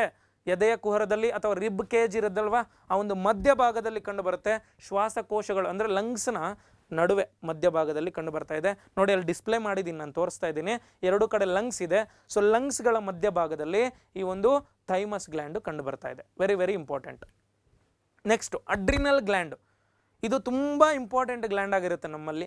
ಯಾಕೆ ಅಂತ ಹೇಳ್ತಾ ಹೋಗ್ತೀನಿ ನೋಡಿ. Very very important. ಅಡ್ರಿನಲ್ ಗ್ರಂಥಿ ಅನ್ನುವಂಥದ್ದು ಕಿಡ್ನಿಗಳ ಮೇಲ್ಭಾಗದಲ್ಲಿ, ಎರಡೂ ಕಿಡ್ನಿಗಳ ಮೇಲ್ಭಾಗದಲ್ಲಿ ಟೋಪಿ ಆಕಾರದಲ್ಲಿ, ಟೋಪಿ ಹೆಂಗೆ ನಾವು ಹ್ಯಾಟ್ ಹಾಕ್ಕೋತೀವಲ್ವ ತಲೆಗೆ, ಅದೇ ರೀತಿ ಟೋಪಿ ಆಕಾರದಲ್ಲಿ ಕಿಡ್ನಿಯ ಮೇಲ್ಭಾಗದಲ್ಲಿ ನೋಡಿ ಕುತ್ಕೊಂಡಿರುತ್ತೆ. ಇದು ಎರಡೂ ಕಡೆ ಕಿಡ್ನಿ, ಎರಡೂ ಕಿಡ್ನಿಗಳ ಮೇಲ್ಭಾಗದಲ್ಲೂ ಟೋಪಿ ಆಕಾರದಲ್ಲಿ ಇದು ಕುತ್ಕೊಂಡಿರುತ್ತೆ. ಯಾವುದು?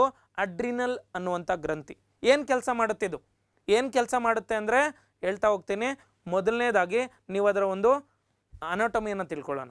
ಏನಪ್ಪ ಅಂದರೆ ಅಡ್ರಿನಲ್ ಮೆಡುಲ್ಲಾ ಅಂತ ಒಂದು ಭಾಗ ಇದೆ, ಇನ್ನೊಂದು ಅಡ್ರಿನಲ್ ಕಾರ್ಟೆಕ್ಸ್ ಅನ್ನುವಂಥ ಇನ್ನೊಂದು ಭಾಗ ಇದೆ. ಅಡ್ರಿನಲ್ ಮೆಡುಲ್ಲಾ ಅನ್ನುವಂಥದ್ದು ಈ ಒಂದು ಟೋಪಿಯ ಒಳಭಾಗ, ಟೋಪಿ ಇದೆ ಅಲ್ವಾ, ಸೊ ಇದ್ರ ಒಳಗಡೆ ಇರುವಂಥ ಭಾಗವನ್ನು ಅಡ್ರಿನಲ್ ಮೆಡುಲ್ಲಾ ಅಂತ ಕರಿತೀವಿ, ಹೊರಗಡೆ ಇರುವಂಥ ಭಾಗವನ್ನು ಅಡ್ರಿನಲ್ ಕಾರ್ಟೆಕ್ಸ್ ಅಂತ ಕರಿತೀವಿ. ಸೊ ಇವೆರಡರಿಂದನೂ ಹಲವಾರು ಹಾರ್ಮೋನ್ಗಳ ಉತ್ಪಾದನೆ ಆಗುತ್ತೆ, ಹಲವಾರು ರಸದೂತಗಳ ಉತ್ಪಾದನೆ ಆಗುತ್ತೆ. ಸೊ ಇವೆಲ್ಲವೂ ತುಂಬ ಇಂಪಾರ್ಟೆಂಟ್ ಆಗುತ್ತೆ. ಸೊ ಒಂದೊಂದಾಗೆ ನೋಡ್ತಾ ಹೋಗೋಣ. ಅಡ್ರಿನಲ್ ಮೆಡುಲ್ಲಾದಲ್ಲಿ ಉತ್ಪಾದನೆ ಆಗುವಂಥ ಹಾರ್ಮೋನುಗಳು ಯಾವುದು ಅಂತ ನೋಡೋಣ. ಪ್ರಮುಖವಾಗಿ ಎರಡು ಹಾರ್ಮೋನ್ಸ್. ಯಾವುದದು ಅಂದರೆ ಅಡ್ರಿನಲಿನ್ ಅಥವಾ ಎಪಿನೆಫ್ರಿನ್ ಅಂತ ಕರಿತೀವಿ. ಮೊದಲನೇದು ಅಡ್ರಿನಲಿನ್ ಅಥವಾ ಎಪಿನೆಫ್ರಿನ್, ಎರಡೂ ಒಂದೇ ಹೆಸರು. ಸೊ ಎರಡನೇದು ಯಾವುದು ಅಂದರೆ ನಾರ್ ಅಡ್ರಿನಲಿನ್ ಅಥವಾ ನಾರ್ ಎಪಿನೆಫ್ರಿನ್ ಎಂಬ ಎರಡು ಹಾರ್ಮೋನುಗಳನ್ನು ಇದು ಸೆಕ್ರೀಟ್ ಮಾಡುತ್ತೆ. ಅರ್ಥ ಆಯ್ತಾ? ಸೊ ಈ ಒಂದು ಹಾರ್ಮೋನ್ಸನ್ನು ಏನಂತ ಕರಿತೀವಿ? ಅಡ್ರಿನಲ್ ಮೆಡುಲ್ಲಾ ಸೆಕ್ರೀಟ್ ಮಾಡುವಂಥ ಹಾರ್ಮೋನ್ಸನ್ನು ಕಾರ್ಟಿಕೊಲಮೈನ್ಸ್ ಅಂತ ಕರಿತೀವಿ. ಕಾರ್ಟಿಕೊಲಮೈನ್ಸ್ ಅಂತ ಕರಿತೀವಿ. ಸೊ ಯಾವ ಸಂದರ್ಭದಲ್ಲಿ ಇವು ಬಿಡುಗಡೆ ಆಗ್ತಾವೆ ನಮ್ಮ ದೇಹದಲ್ಲಿ ಅಂದರೆ, ಫಾರ್ ಎಕ್ಸಾಂಪಲ್ ನನ್ನನ್ನು ಯಾವುದೋ ಒಂದು ಹುಲಿ ಅಟ್ಯಾಕ್ ಮಾಡ್ತಾ ಇದೆ, ಯಾವುದೋ ಒಂದು ಹಾವು ಕಚ್ಚೋದಕ್ಕೆ ಬರ್ತಾ ಇದೆ, ಇಲ್ಲಾಂದರೆ ಯಾರೋ ಒಬ್ಬ ಶತ್ರು ತನ್ನ ಸೈನ್ಯದ ಮೇಲೆ ನನ್ನನ್ನು ದಾಳಿ ಮಾಡೋಕ್ಕೆ ಬರ್ತಾ ಇದ್ದಾನೆ. ಸೊ ಇವೆಲ್ಲ ಸಂದರ್ಭಗಳಲ್ಲೂ ನಂಗೆ ಭಯ ಆಗುತ್ತಲ್ವ. ಸೊ ಭಯ ಆಗುತ್ತೆ, ಓಡಿ ಹೋಗಬೇಕು ಇಲ್ಲ ಹೋರಾಟ ಮಾಡಬೇಕು, ಓಡಿ ಹೋಗು ಇಲ್ಲ ಹೋರಾಡು ಅಂತ ಯಾವ್ದು ಹೇಳುತ್ತೆ? ಅದು ಕೂಡ ಈ ಒಂದು ಅಡ್ರಿನಲ್ ಮೆಡುಲ್ಲಾದಲ್ಲಿ ಬಿಡುಗಡೆ ಆಗುವಂಥ ಈ ಒಂದು ಹಾರ್ಮೋನ್ಸ್ ಹೇಳ್ತವೆ. ಸೊ ತುರ್ತು ಪರಿಸ್ಥಿತಿಗಳ ಸಂದರ್ಭದಲ್ಲಿ, ಯಾವುದೋ ಒಂದು ಎಮರ್ಜೆನ್ಸಿ ಸಂದರ್ಭದಲ್ಲಿ ಪಟ್ಟಂತ ಬಿಡುಗಡೆ ಆಗಿ ನಮಗೆ ಒಂದು ಡೈರೆಕ್ಷನನ್ನು ತೋರಿಸುವಂಥ ಕೆಲಸ ಮಾಡ್ತವೆ ಇವು. ಅದೇ ರೀತಿ ಯಾವುದೇ ಒತ್ತಡಕ್ಕೊಳಗಾದಾಗ, ಯಾವುದೋ ಪ್ರೆಷರ್ ಆಯಿತು, ಸೊ ಅಂಥ ಟೈಮಲ್ಲಿ ರಿಲೀಸ್ ಆಗುತ್ತೆ. ಡಿಪ್ರೆಷನ್ಗೆ ಹೋಗ್ತೀವಿ, ಅಂಥ ಟೈಮಲ್ಲಿ ರಿಲೀಸ್ ಆಗ್ತವೆ. ಯಾವುದೋ ಒಂದು ಜಾಗರೂಕರಾಗಿರಬೇಕು. ಪಕ್ಕದಲ್ಲೆಲ್ಲೋ ಹಾವು ಹೋಗ್ತಾ ಇದೆ, ನಾನು ತುಂಬ ಹುಷಾರಾಗಿ ಇಲ್ಲಿ ನಿಂತ್ಕೊಂಡ್ರೆ ಈ ಕಡೆ ಒಂದು ಹಾವು, ಈ ಕಡೆ ಒಂದು ಹಾವು, ಎರಡು ಹಾವು ಹೋಗ್ತಾ ಇದೆ, ಸೈಲೆಂಟಾಗಿ ನಾನು ನಿಂತ್ಕೊಂಡ್ಬಿಟ್ರೆ ಯಾವುದೇ ಕಾರಣಕ್ಕೂ ಯಾವುದೇ ಹಾವು ನನ್ನೇನು ಮಾಡಲ್ಲ ಅಲ್ವಾ. ಸೊ ಈ ಒಂದು ಜಾಗರೂಕತೆಯನ್ನು ಕೂಡ ಈ ಒಂದು ಹಾರ್ಮೋನ್ ತೋರಿಸ್ಕೊಡುತ್ತೆ. ಅದೇ ರೀತಿ ಕಣ್ಣಿನ ಪಾಪೆ ಹಿಗ್ಗುವಿಕೆ ನೋಡ್ರಿ, ಯಾವುದೋ ಒಂದು ದೆವ್ವ ಬಂತು ಪಟ್ಟಂತ ಹಿಂಗೆ ನೋಡಲ್ವ ನಾವು, ಭಯ ಆಯಿತು, ಫುಲ್ ಪಟ್ಟಂತ ಕಣ್ಣಿಂಗೆ ಬಿಟ್ಕೊಂಡು ನೋಡ್ತೀವಿ. ಸೊ ಅದಕ್ಕೂ ಕೂಡ ಈ ಒಂದು ಹಾರ್ಮೋನ್ ಕಾರಣ ಆಗುತ್ತೆ. ನೀವು ಕಾಂತಾರ ಫಿಲಮ್ ನೋಡಬೇಕಾದ್ರೆ ಲಾಸ್ಟ್ ಸೀನಲ್ಲಿ ಕ್ಲೈಮ್ಯಾಕ್ಸಲ್ಲಿ ಗೂಸ್ ಬಂಪ್ಸ್ ಬರ್ತಾ ಇದೆ ನನಗೆ, ಇವು ಗೂಸ್ ಬಂಪ್ಸ್ ಬಂತಪ್ಪ ರಿಷಬ್ ಶೆಟ್ಟಿ ಸರ್ ಆ್ಯಕ್ಟಿಂಗ್ ನೋಡಿ ಅಂತ ಹೇಳ್ತಾ ಇರ್ತೀರ ಅಲ್ವಾ. ಸೊ ಏನಕ್ಕೆ ಗೂಸ್ ಬಂಪ್ಸ್ ಬರುತ್ತೆ? ನಿಮಗೆ ಅಡ್ರಿನಲಿನ್ ಹಾರ್ಮೋನು ಅಲ್ಲಿ ರಿಲೀಸ್ ಆಗ್ತಾ ಇದೆ. ಸೊ ಹಾಗಾಗಿ ನಿಮ್ಮ ರೋಮಗಳು ನಿಮಿರ್ಕೊಳ್ತಾ ಇದ್ದಾವೆ. ಆಯಿತಾ? ರೋಮಗಳು ನಿಮಿರ್ಕೊಳ್ಳುವಂಥದ್ದು. ಸೊ ಇದು ಕೂಡ ಪೈಲೋ ಎರೆಕ್ಷನ್ ಅಂತ ಕರಿತೀವಿ, ಇದನ್ನೇ ಗೂಸ್ ಬಂಪ್ಸ್ ಅಂತ ಕೂಡ ಕರಿತೀವಿ. Very very important. ಅದೇ ರೀತಿ ಬೆವರುವಿಕೆ, ಭಯ ಆಗ್ತಾ ಇದೆ, ಬೆವರು ಆಗ್ತಾ ಇದೆ. ಅದೇ ರೀತಿ ಹೃದಯ ಬಡಿತ ದರ, ತಪ್ಪು ಮಾಡಿದ್ದೀನಿ, ಹಾರ್ಟ್ ಬೀಟ್ ರೇಟ್ ಜಾಸ್ತಿ ಆಗ್ತಾ ಇದೆ. ಅದೇ ರೀತಿ ಏನು ಉಸಿರಾಟದ ದರದ ಮೇಲೂ ಕೂಡ ಪ್ರಭಾವ ಬೀರುತ್ತೆ. ನಾನು ಯಾವುದೋ ಒಂದು ಸುಳ್ಳು ಹೇಳ್ತಾ ಇದ್ದೀನಿ, ಯಾವುದೋ ಒಂದು ಕ್ರೈಮ್ ಮಾಡಿದ್ದೀನಿ, ಪೊಲೀಸ್ ಸ್ಟೇಷನಲ್ಲಿ ನಾನು ಕೂರಿಸ್ಕೊಂಡು ಕ್ವಶನ್ಸ್ ಕೇಳ್ತಾ ಇದ್ದಾರೆ. ಸೊ ಅವಾಗ ಪಾಲಿಗ್ರಾಫ್ ಅನ್ನುವಂಥ ಸುಳ್ಳು ಪರೀಕ್ಷೆಯನ್ನು ಮಾಡ್ತಾ ಇರ್ತಾರೆ. ನಾನು ಸುಳ್ಳು ಹೇಳ್ತಾ ಇದ್ದೀನ, ನಿಜ ಹೇಳ್ತಾ ಇದ್ದೀನ ಅಂತ. ಸೊ ಯಾವುದರ ಆಧಾರದ ಮೇಲೆ? ಮೊದಲನೇದು ಹಾರ್ಟ್ ಬೀಟನ್ನು ಆಧಾರವಾಗಿ ಇಟ್ಕೋತಾರೆ, ಎರಡನೇದು ನನ್ನ ರೆಸ್ಪಿರೇಷನ್ ರೇಟನ್ನು ಆಧಾರವಾಗಿ ಇಟ್ಕೊಳ್ತಾರೆ. ಮೂರನೇದು ನಾನು ಏನು ಮಾತಾಡ್ತಾ ಇದ್ದೀನಿ, ನಾನು ತೊದಲ್ತೀನ ಇಲ್ಲಾಂದರೆ ಏನು ಸರಿಯಾಗಿ ಹೇಳ್ತಾ ಇದ್ದೀನ, ಸೊ ಇದನ್ನು ಆಧಾರವಾಗಿ ಇಟ್ಕೋತಾರೆ. ಸೊ ಇವೆಲ್ಲವನ್ನೂ ಡಿಸೈಡ್ ಮಾಡುವಂಥದ್ದು ಈ ಒಂದು ಅಡ್ರಿನಲಿನ್ ಅಥವಾ ನಾರ್ ಅಡ್ರಿನಲಿನ್ ಅನ್ನುವಂಥ ಹಾರ್ಮೋನ್ಗಳಾಗಿರ್ತವೆ. Very very important. ಅರ್ಥ ಆಯ್ತಾ ನಿಮಗೆ? ಇದರ ಜೊತೆಯಲ್ಲಿ ಏನು ಮಾಡ್ತವೆ, ಇವು ಗ್ಲೈಕೋಜನನ್ನು ವಿಭಜನೆ ಮಾಡಿ ರಕ್ತಕ್ಕೆ ಗ್ಲೂಕೋಸನ್ನು ಕೂಡ ಕಳಿಸ್ಕೊಡ್ತವೆ. ಗ್ಲೈಕೋಜನ್ ಅಂದರೆ ಎಲ್ಲಿ? ಲಿವರಲ್ಲಿ ಸ್ಟೋರ್ ಆಗಿರುವಂಥ ಫುಡ್. ಅದು ನಮ್ಮ ಯಕೃತ್ತಿನಲ್ಲಿ ಶೇಖರಣೆ ಆಗಿರುವಂಥ ಆಹಾರದ ರೂಪ ಯಾವುದು ಅಂದರೆ ಗ್ಲೈಕೋಜನ್. ಆ ಒಂದು ಗ್ಲೈಕೋಜನನ್ನು ಮತ್ತೆ ಗ್ಲೂಕೋಸ್ನ ರೂಪಕ್ಕೆ ಪರಿವರ್ತನೆ ಮಾಡಿ ರಕ್ತಕ್ಕೆ ಬಿಡುಗಡೆ ಮಾಡಿ ನಮಗೆ ಶಕ್ತಿಯನ್ನು ಕೊಡ್ತವೆ. ಅದೇ ರೀತಿ ಗ್ಲೂಕೋಸಿನ ಪ್ರಮಾಣವನ್ನು ಕೂಡ ಹೆಚ್ಚಿಗೆ ಮಾಡ್ತವೆ ನಮ್ಮ ಬ್ಲಡ್ಡಲ್ಲಿ. ಪ್ರೋಟೀನ್ ಮತ್ತು ಕೊಬ್ಬುಗಳ ವಿಭಜನೆಯನ್ನು ಕೂಡ ಇವು ಪ್ರಚೋದನೆ ಮಾಡ್ತವೆ. ಪ್ರೋಟೀನ್ಸು, ಕೊಬ್ಬು, ನಾವೇನು ಫ್ಯಾಟ್ ತಿಂತೀವಲ್ವ, ಸೊ ಅವುಗಳನ್ನು ಕೂಡ ಬ್ರೇಕ್ ಡೌನ್ ಮಾಡೋದಕ್ಕೆ, ಶಕ್ತಿಯನ್ನು ಕೊಡೋದಕ್ಕೆ ಇವು ಕೆಲಸ ಮಾಡ್ತಾ ಇರ್ತವೆ. ಹಾಗಾಗಿ ಇವುಗಳನ್ನು ಏನಂತ ಕರಿತೀವಿ? ಎಮರ್ಜೆನ್ಸಿ ಹಾರ್ಮೋನ್ ಅಂತ ಕರಿತೀವಿ. ಫೈಟ್ ಆರ್ ಫ್ಲೈಟ್ ಹಾರ್ಮೋನ್ ಅಂತ ಕರಿತೀವಿ. ಹೋರಾಡು ಇಲ್ಲವೇ ಓಡಿ ಹೋಗು ಅಂತ ಹೇಳೋದು ಕೂಡ ಇದೆ ಅಲ್ವಾ? ಸೊ ಭಯ ಆಯಿತು, ಭಯ ಆದರೆ ಒಂದು ಹೋರಾಡ ಅವನ ವಿರುದ್ಧ, ಇಲ್ಲಾಂದರೆ ಓಡೋಗ್ಬಿಡ ಅಲ್ಲಿಂದ ಅಂತ ಹೇಳೋದು ಕೂಡ ಈ ಒಂದು ಹಾರ್ಮೋನ್ಸ್ ಆಗಿರುತ್ತೆ. Very very important. Next adrenal cortex ಅಂತ ಕರಿತೀವಿ. ಅಡ್ರಿನಲ್ ರಗಟೆ ಅನ್ನುವಂಥ part, outer part of the ಈ ಒಂದು ಗ್ಲ್ಯಾಂಡ್ ಆಗಿರುತ್ತೆ. ಸೊ ಔಟರ್ ಪಾರ್ಟ್ ಆಗಿರುತ್ತೆ. Very very important. ಅಡ್ರಿನಲ್ ಗ್ಲ್ಯಾಂಡ್ನ ಔಟರ್ ಪಾರ್ಟ್ ಗ್ಲೂಕೋಕಾರ್ಟಿಕಾಯ್ಡ್ ಅಥವಾ ಕಾರ್ಟಿಸಾಲ್ ಅನ್ನುವಂಥ ಹಾರ್ಮೋನನ್ನು ಬಿಡುಗಡೆ ಮಾಡುತ್ತೆ. ಸೊ ಇದು ಪ್ರೈಮರಿ ಸ್ಟ್ರೆಸ್ ಹಾರ್ಮೋನ್ ಅಂತ ಕೂಡ ಕರಿತೀವಿ. ಇದನ್ನು ಪ್ರೈಮರಿ ಸ್ಟ್ರೆಸ್ ಹಾರ್ಮೋನ್. ಈ ಒಂದು ಹಾರ್ಮೋನ್ ಏನಿದೆ ಇದು ಗ್ಲೂಕೋನಿಯೋಜೆನೆಸಿಸ್ ಮತ್ತು ಲೈಪೋಲೈಸಿಸ್ ಅಥವಾ ಪ್ರೋಟಿಯೋಲೈಸಿಸ್ಗಳನ್ನು ಪ್ರಚೋದನೆ ಮಾಡುತ್ತೆ. ಏನಂಗಂದರೆ ಗ್ಲೂಕೋಸ್ನ ಬ್ರೇಕ್ ಡೌನಲ್ಲಿ ಶಕ್ತಿಯನ್ನು ಕೊಡುವುದಕ್ಕೆ, ಅದೇ ರೀತಿ ಪ್ರೋಟೀನ್ನ ಬ್ರೇಕ್ ಡೌನಲ್ಲಿ ಶಕ್ತಿಯನ್ನು ಕೊಡೋದಕ್ಕೆ, ಅದೇ ರೀತಿ ಫ್ಯಾಟ್ಗಳು ಲಿಪಿಡ್ಸ್ಗಳನ್ನು ಪುಡಿ ಮಾಡಿಬಿಟ್ಟು ನಮಗೆ ಶಕ್ತಿಯನ್ನು ಕೊಡೋದಕ್ಕೆ, ಇವೆಲ್ಲದಕ್ಕೂ ಕೂಡ ಇದು ನಮಗೆ ಸಹಕಾರಿಯಾಗಿರುತ್ತೆ. ಅದೇ ರೀತಿ ಹೆಚ್ಚಾಗಿ ಬಿಡುಗಡೆ ಆಗೋದ್ರಿಂದ ಈ ಒಂದು ಕಾರ್ಟಿಸಾಲ್ ಹಾರ್ಮೋನ್ ಏನಾದರೂ ಹೆಚ್ಚಾಗಿ ಬಿಡುಗಡೆ ಆದರೆ ಏನಾಗುತ್ತೆ ಅಂತ ನೋಡೋದಾದರೆ ಕುಶಿಂಗ್ ಸಿಂಡ್ರೋಮ್ ಅನ್ನುವಂಥ ಒಂದು ರೋಗ ಬರುತ್ತೆ. ಏನಪ್ಪ ಕುಶಿಂಗ್ ಸಿಂಡ್ರೋಮ್ ಅಂದರೆ? ಇದು ಕುತ್ತಿಗೆ ಕೆಳಭಾಗದಲ್ಲಿ ಕೊಬ್ಬು ಹೆಚ್ಚಾಗಿ ಶೇಖರಣೆ ಆಗುತ್ತೆ. ನೀವು ನೋಡಿದ್ದೀರಲ್ವಾ, ಈ ಒಂದು ಎಮ್ಮೆಗೆ ಯಾವ ರೀತಿ ಈ ರೀತಿ ಭುಜದ ಮೇಲ್ಭಾಗದಲ್ಲಿ ಈ ರೀತಿ ಉಬ್ಕೊಂಡಿರುತ್ತಲ್ವ, ಸೊ ಆ ರೀತಿ ಮನುಷ್ಯನಿಗೆ ಬರುತ್ತೆ ತುಂಬ ಹೆಚ್ಚಾಗಿ. ಈ ರೀತಿ ಬರೀ ಮಾಂಸ, ಫ್ಯಾಟ್ ತುಂಬಿಕೊಂಡಿದ್ದು ಕೊಬ್ಬು ಕತ್ತಿನ ಕೆಳಭಾಗದಲ್ಲಿ ಕಂಡುಬರುತ್ತೆ. ಅದೇ ರೀತಿ ತುಂಬ ರೌಂಡ್ ಫೇಸ್ ಕಂಡು ಬರ್ತಾ ಇರುತ್ತೆ. ರೌಂಡ್ ಫೇಸಲ್ಲಿ ತುಂಬ ಕಲೆಗಳು ಕಂಡು ಬರ್ತಾ ಇರ್ತವೆ. ಮುಖ ಎಲ್ಲ ಮಚ್ಚೆಗಳು, ಕಲೆಗಳು ಕಂಡು ಬರ್ತಾ ಇರ್ತವೆ. ಅದೇ ರೀತಿ ಬಣ್ಣದ ಮಚ್ಚೆಗಳು ಅಂದರೆ ನೇರಳೆ ಬಣ್ಣದ ಮಚ್ಚೆಗಳು ಎಲ್ಲಿ ಚರ್ಮದ ಮೇಲೆ ಕಂಡು ಬರ್ತಾ ಇರ್ತವೆ. ತೆಳ್ಳಗೆ ಕಾಲುಗಳು, ದೇಹ ಮಾತ್ರ ದಪ್ಪ, ಕಾಲುಗಳು ಮಾತ್ರ ತುಂಬ ತೆಳ್ಳಕ್ಕೆ ಬೆಂಡಾಗಿರುವಂಥ ಕಾಲುಗಳು ಇಲ್ಲಿ ಕಂಡು ಬರ್ತಾ ಇರ್ತವೆ. ಅದೇ ರೀತಿ ಸೌದೋಗಿರುವಂಥ ಮೂಳೆಗಳು ಇವರಲ್ಲಿ ಇರ್ತವೆ. ತುಂಬ ಶಕ್ತಿ ಕಡಿಮೆ ಇರುತ್ತೆ. ಓಕೆನಾ? ಇದನ್ನು ಕುಶಿಂಗ್ ಸಿಂಡ್ರೋಮ್ ಅಂತ ಕರಿತೀವಿ. ಯಾವ ಕಾರಣಕ್ಕೆ? ಕಾರ್ಟಿಸಾಲ್ ಅನ್ನುವಂಥ ಹಾರ್ಮೋನು ಹೆಚ್ಚಾಗಿ ಸ್ರವಿಕೆ ಆದರೆ ಈ ರೋಗ ಬರುತ್ತೆ. ಅದೇ ರೀತಿ ಕಾರ್ಟಿಸಾಲ್ ಹಾರ್ಮೋನ್ ಏನಾದರೂ ಕಡಿಮೆ ರಿಲೀಸ್ ಆದರೆ, ಕಡಿಮೆ ಸ್ರವಿಕೆ ಆದರೆ ಏನಾಗುತ್ತೆ ಅಂದರೆ ಅಡಿಸನ್ಸ್ ಡಿಸೀಸ್ ಆಗುತ್ತೆ. ಏನು ಅಡಿಸನ್ಸ್ ಡಿಸೀಸ್ ಅಂದರೆ ಇದು ದೌರ್ಬಲ್ಯತೆ, ವೀಕ್ನೆಸ್ಸನ್ನು ಉಂಟು ಮಾಡುತ್ತೆ. ಅದೇ ರೀತಿ ದೀರ್ಘಕಾಲದ ಆಯಾಸವನ್ನು ಉಂಟು ಮಾಡುತ್ತೆ. ಡಿಪ್ರೆಷನ್ಗೆ ಒಳಗಾಗ್ಸುತ್ತೆ ನಮ್ಮನ್ನು. ಸೊ ಡಿಪ್ರೆಷನ್ ಅಂದರೆ ಏನು? ಮಾನಸಿಕ ಖಿನ್ನತೆಗೆ ಒಳಗಾಗ್ಸುತ್ತೆ. ಅದೇ ರೀತಿ ವೆಯ್ಟ್ ಲಾಸನ್ನು ಒಳಗಾಗ್ಸುತ್ತೆ. ವೆಯ್ಟ್ ಲಾಸು, ತೂಕ ತುಂಬ ಕಡಿಮೆ ಆಗಿಬಿಡುತ್ತೆ ನಮ್ಮದು. ಅದೇ ರೀತಿ ದೇಹಾದ್ಯಂತ ಕಾಪರ್ ಪ್ಯಾಚಸ್ಗಳು, ತಾಮ್ರದ ಮಚ್ಚೆಗಳು ಕಂಡು ಬರ್ತಾ ಇರ್ತವೆ. Very very important. ಇವೆರಡೂ ಕಂಡೀಷನ್ಸು ನಿಮಗೆ ಗೊತ್ತಿರಬೇಕು. ನೆಕ್ಸ್ಟು ಎರಡನೇ ಹಾರ್ಮೋನು ರಿಲೀಸ್ ಆಗುವಂಥದ್ದು ಎಲ್ಲಿಂದ? ಕಾರ್ಟಿಸಾಲ್ ಮೊದಲನೇದಾದರೆ, ಎರಡನೇ ಹಾರ್ಮೋನ್ ಮಿನರಲೋ ಕಾರ್ಟಿಕಾಯ್ಡ್ ಅಂತ ಕರಿತೀವಿ. ಇದನ್ನು ಆಲ್ಡೋಸ್ಟಿರಾನ್ ಅಂತ ಕೂಡ ಕರಿತೀವಿ. ಮೂರನೇದು ಅಡ್ರಿನಲ್ ಆಂಡ್ರೋಜನ್ ಅನ್ನುವಂಥದ್ದು. ಸೊ ಎರಡನೇ ಹಾರ್ಮೋನ್ ಯಾವುದು? ಎರಡನೇ ಹಾರ್ಮೋನು ಆಲ್ಡೋಸ್ಟಿರಾನ್ ಅಥವಾ ಮಿನರಲೋ ಕಾರ್ಟಿಕಾಯ್ಡ್ ಅನ್ನುವಂಥದ್ದು. ಇದು ದೇಹದಲ್ಲಿ ಖನಿಜಾಂಶಗಳ ಸಮತೋಲನವನ್ನು ಕಾಪಾಡುತ್ತೆ. ಸೊ ಪೊಟ್ಯಾಷಿಯಂ, ಸೋಡಿಯಂ, ಇದೇ ರೀತಿ ಹಲವಾರು ಖನಿಜಗಳನ್ನು ದೇಹದಲ್ಲಿ ಎಷ್ಟು ಪ್ರಮಾಣದಲ್ಲಿ ಇಟ್ಕೋಬೇಕು ಅನ್ನುವಂಥದ್ದನ್ನು ಕಾಪಾಡ್ಕೊಳ್ತಾ ಹೋಗುತ್ತೆ ಆಲ್ಡೋಸ್ಟಿರಾನ್ ಅನ್ನುವಂಥ ಹಾರ್ಮೋನು. ಅದೇ ರೀತಿ ಆಂಡ್ರೋಜನ್ ನೋಡಿ, ಅಡ್ರಿನಲ್ ಆಂಡ್ರೋಜನ್ ಅನ್ನುವಂಥ ಹಾರ್ಮೋನ್ ಇದೆ ಅಲ್ವಾ, ಇದನ್ನು ಏನಂತ ಕರಿತೀವಿ? ಒಂದು ರೀತಿಯಲ್ಲಿ ಸೆಕ್ಸ್ ರಿಲೇಟೆಡ್ ಏನೇ ಇದ್ದರೂ ಅದ್ರ ಮೇಲೂ ಕೂಡ ನೇರವಾಗಿ ಪ್ರಭಾವ ಬೀರುವಂಥ ಹಾರ್ಮೋನ್ ಇದಾಗಿರುತ್ತೆ. ಸೊ ಅದಕ್ಕೂ ತುಂಬ ಇಂಪಾರ್ಟೆಂಟ್ ರೋಲನ್ನು ಪ್ಲೇ ಮಾಡುತ್ತೆ. ಸೊ ಆಂಡ್ರೋಜನನ್ನು ಸೆಕ್ಸ್ ಹಾರ್ಮೋನ್ ಅಂತ ಕೂಡ ಕರಿಬೋದು.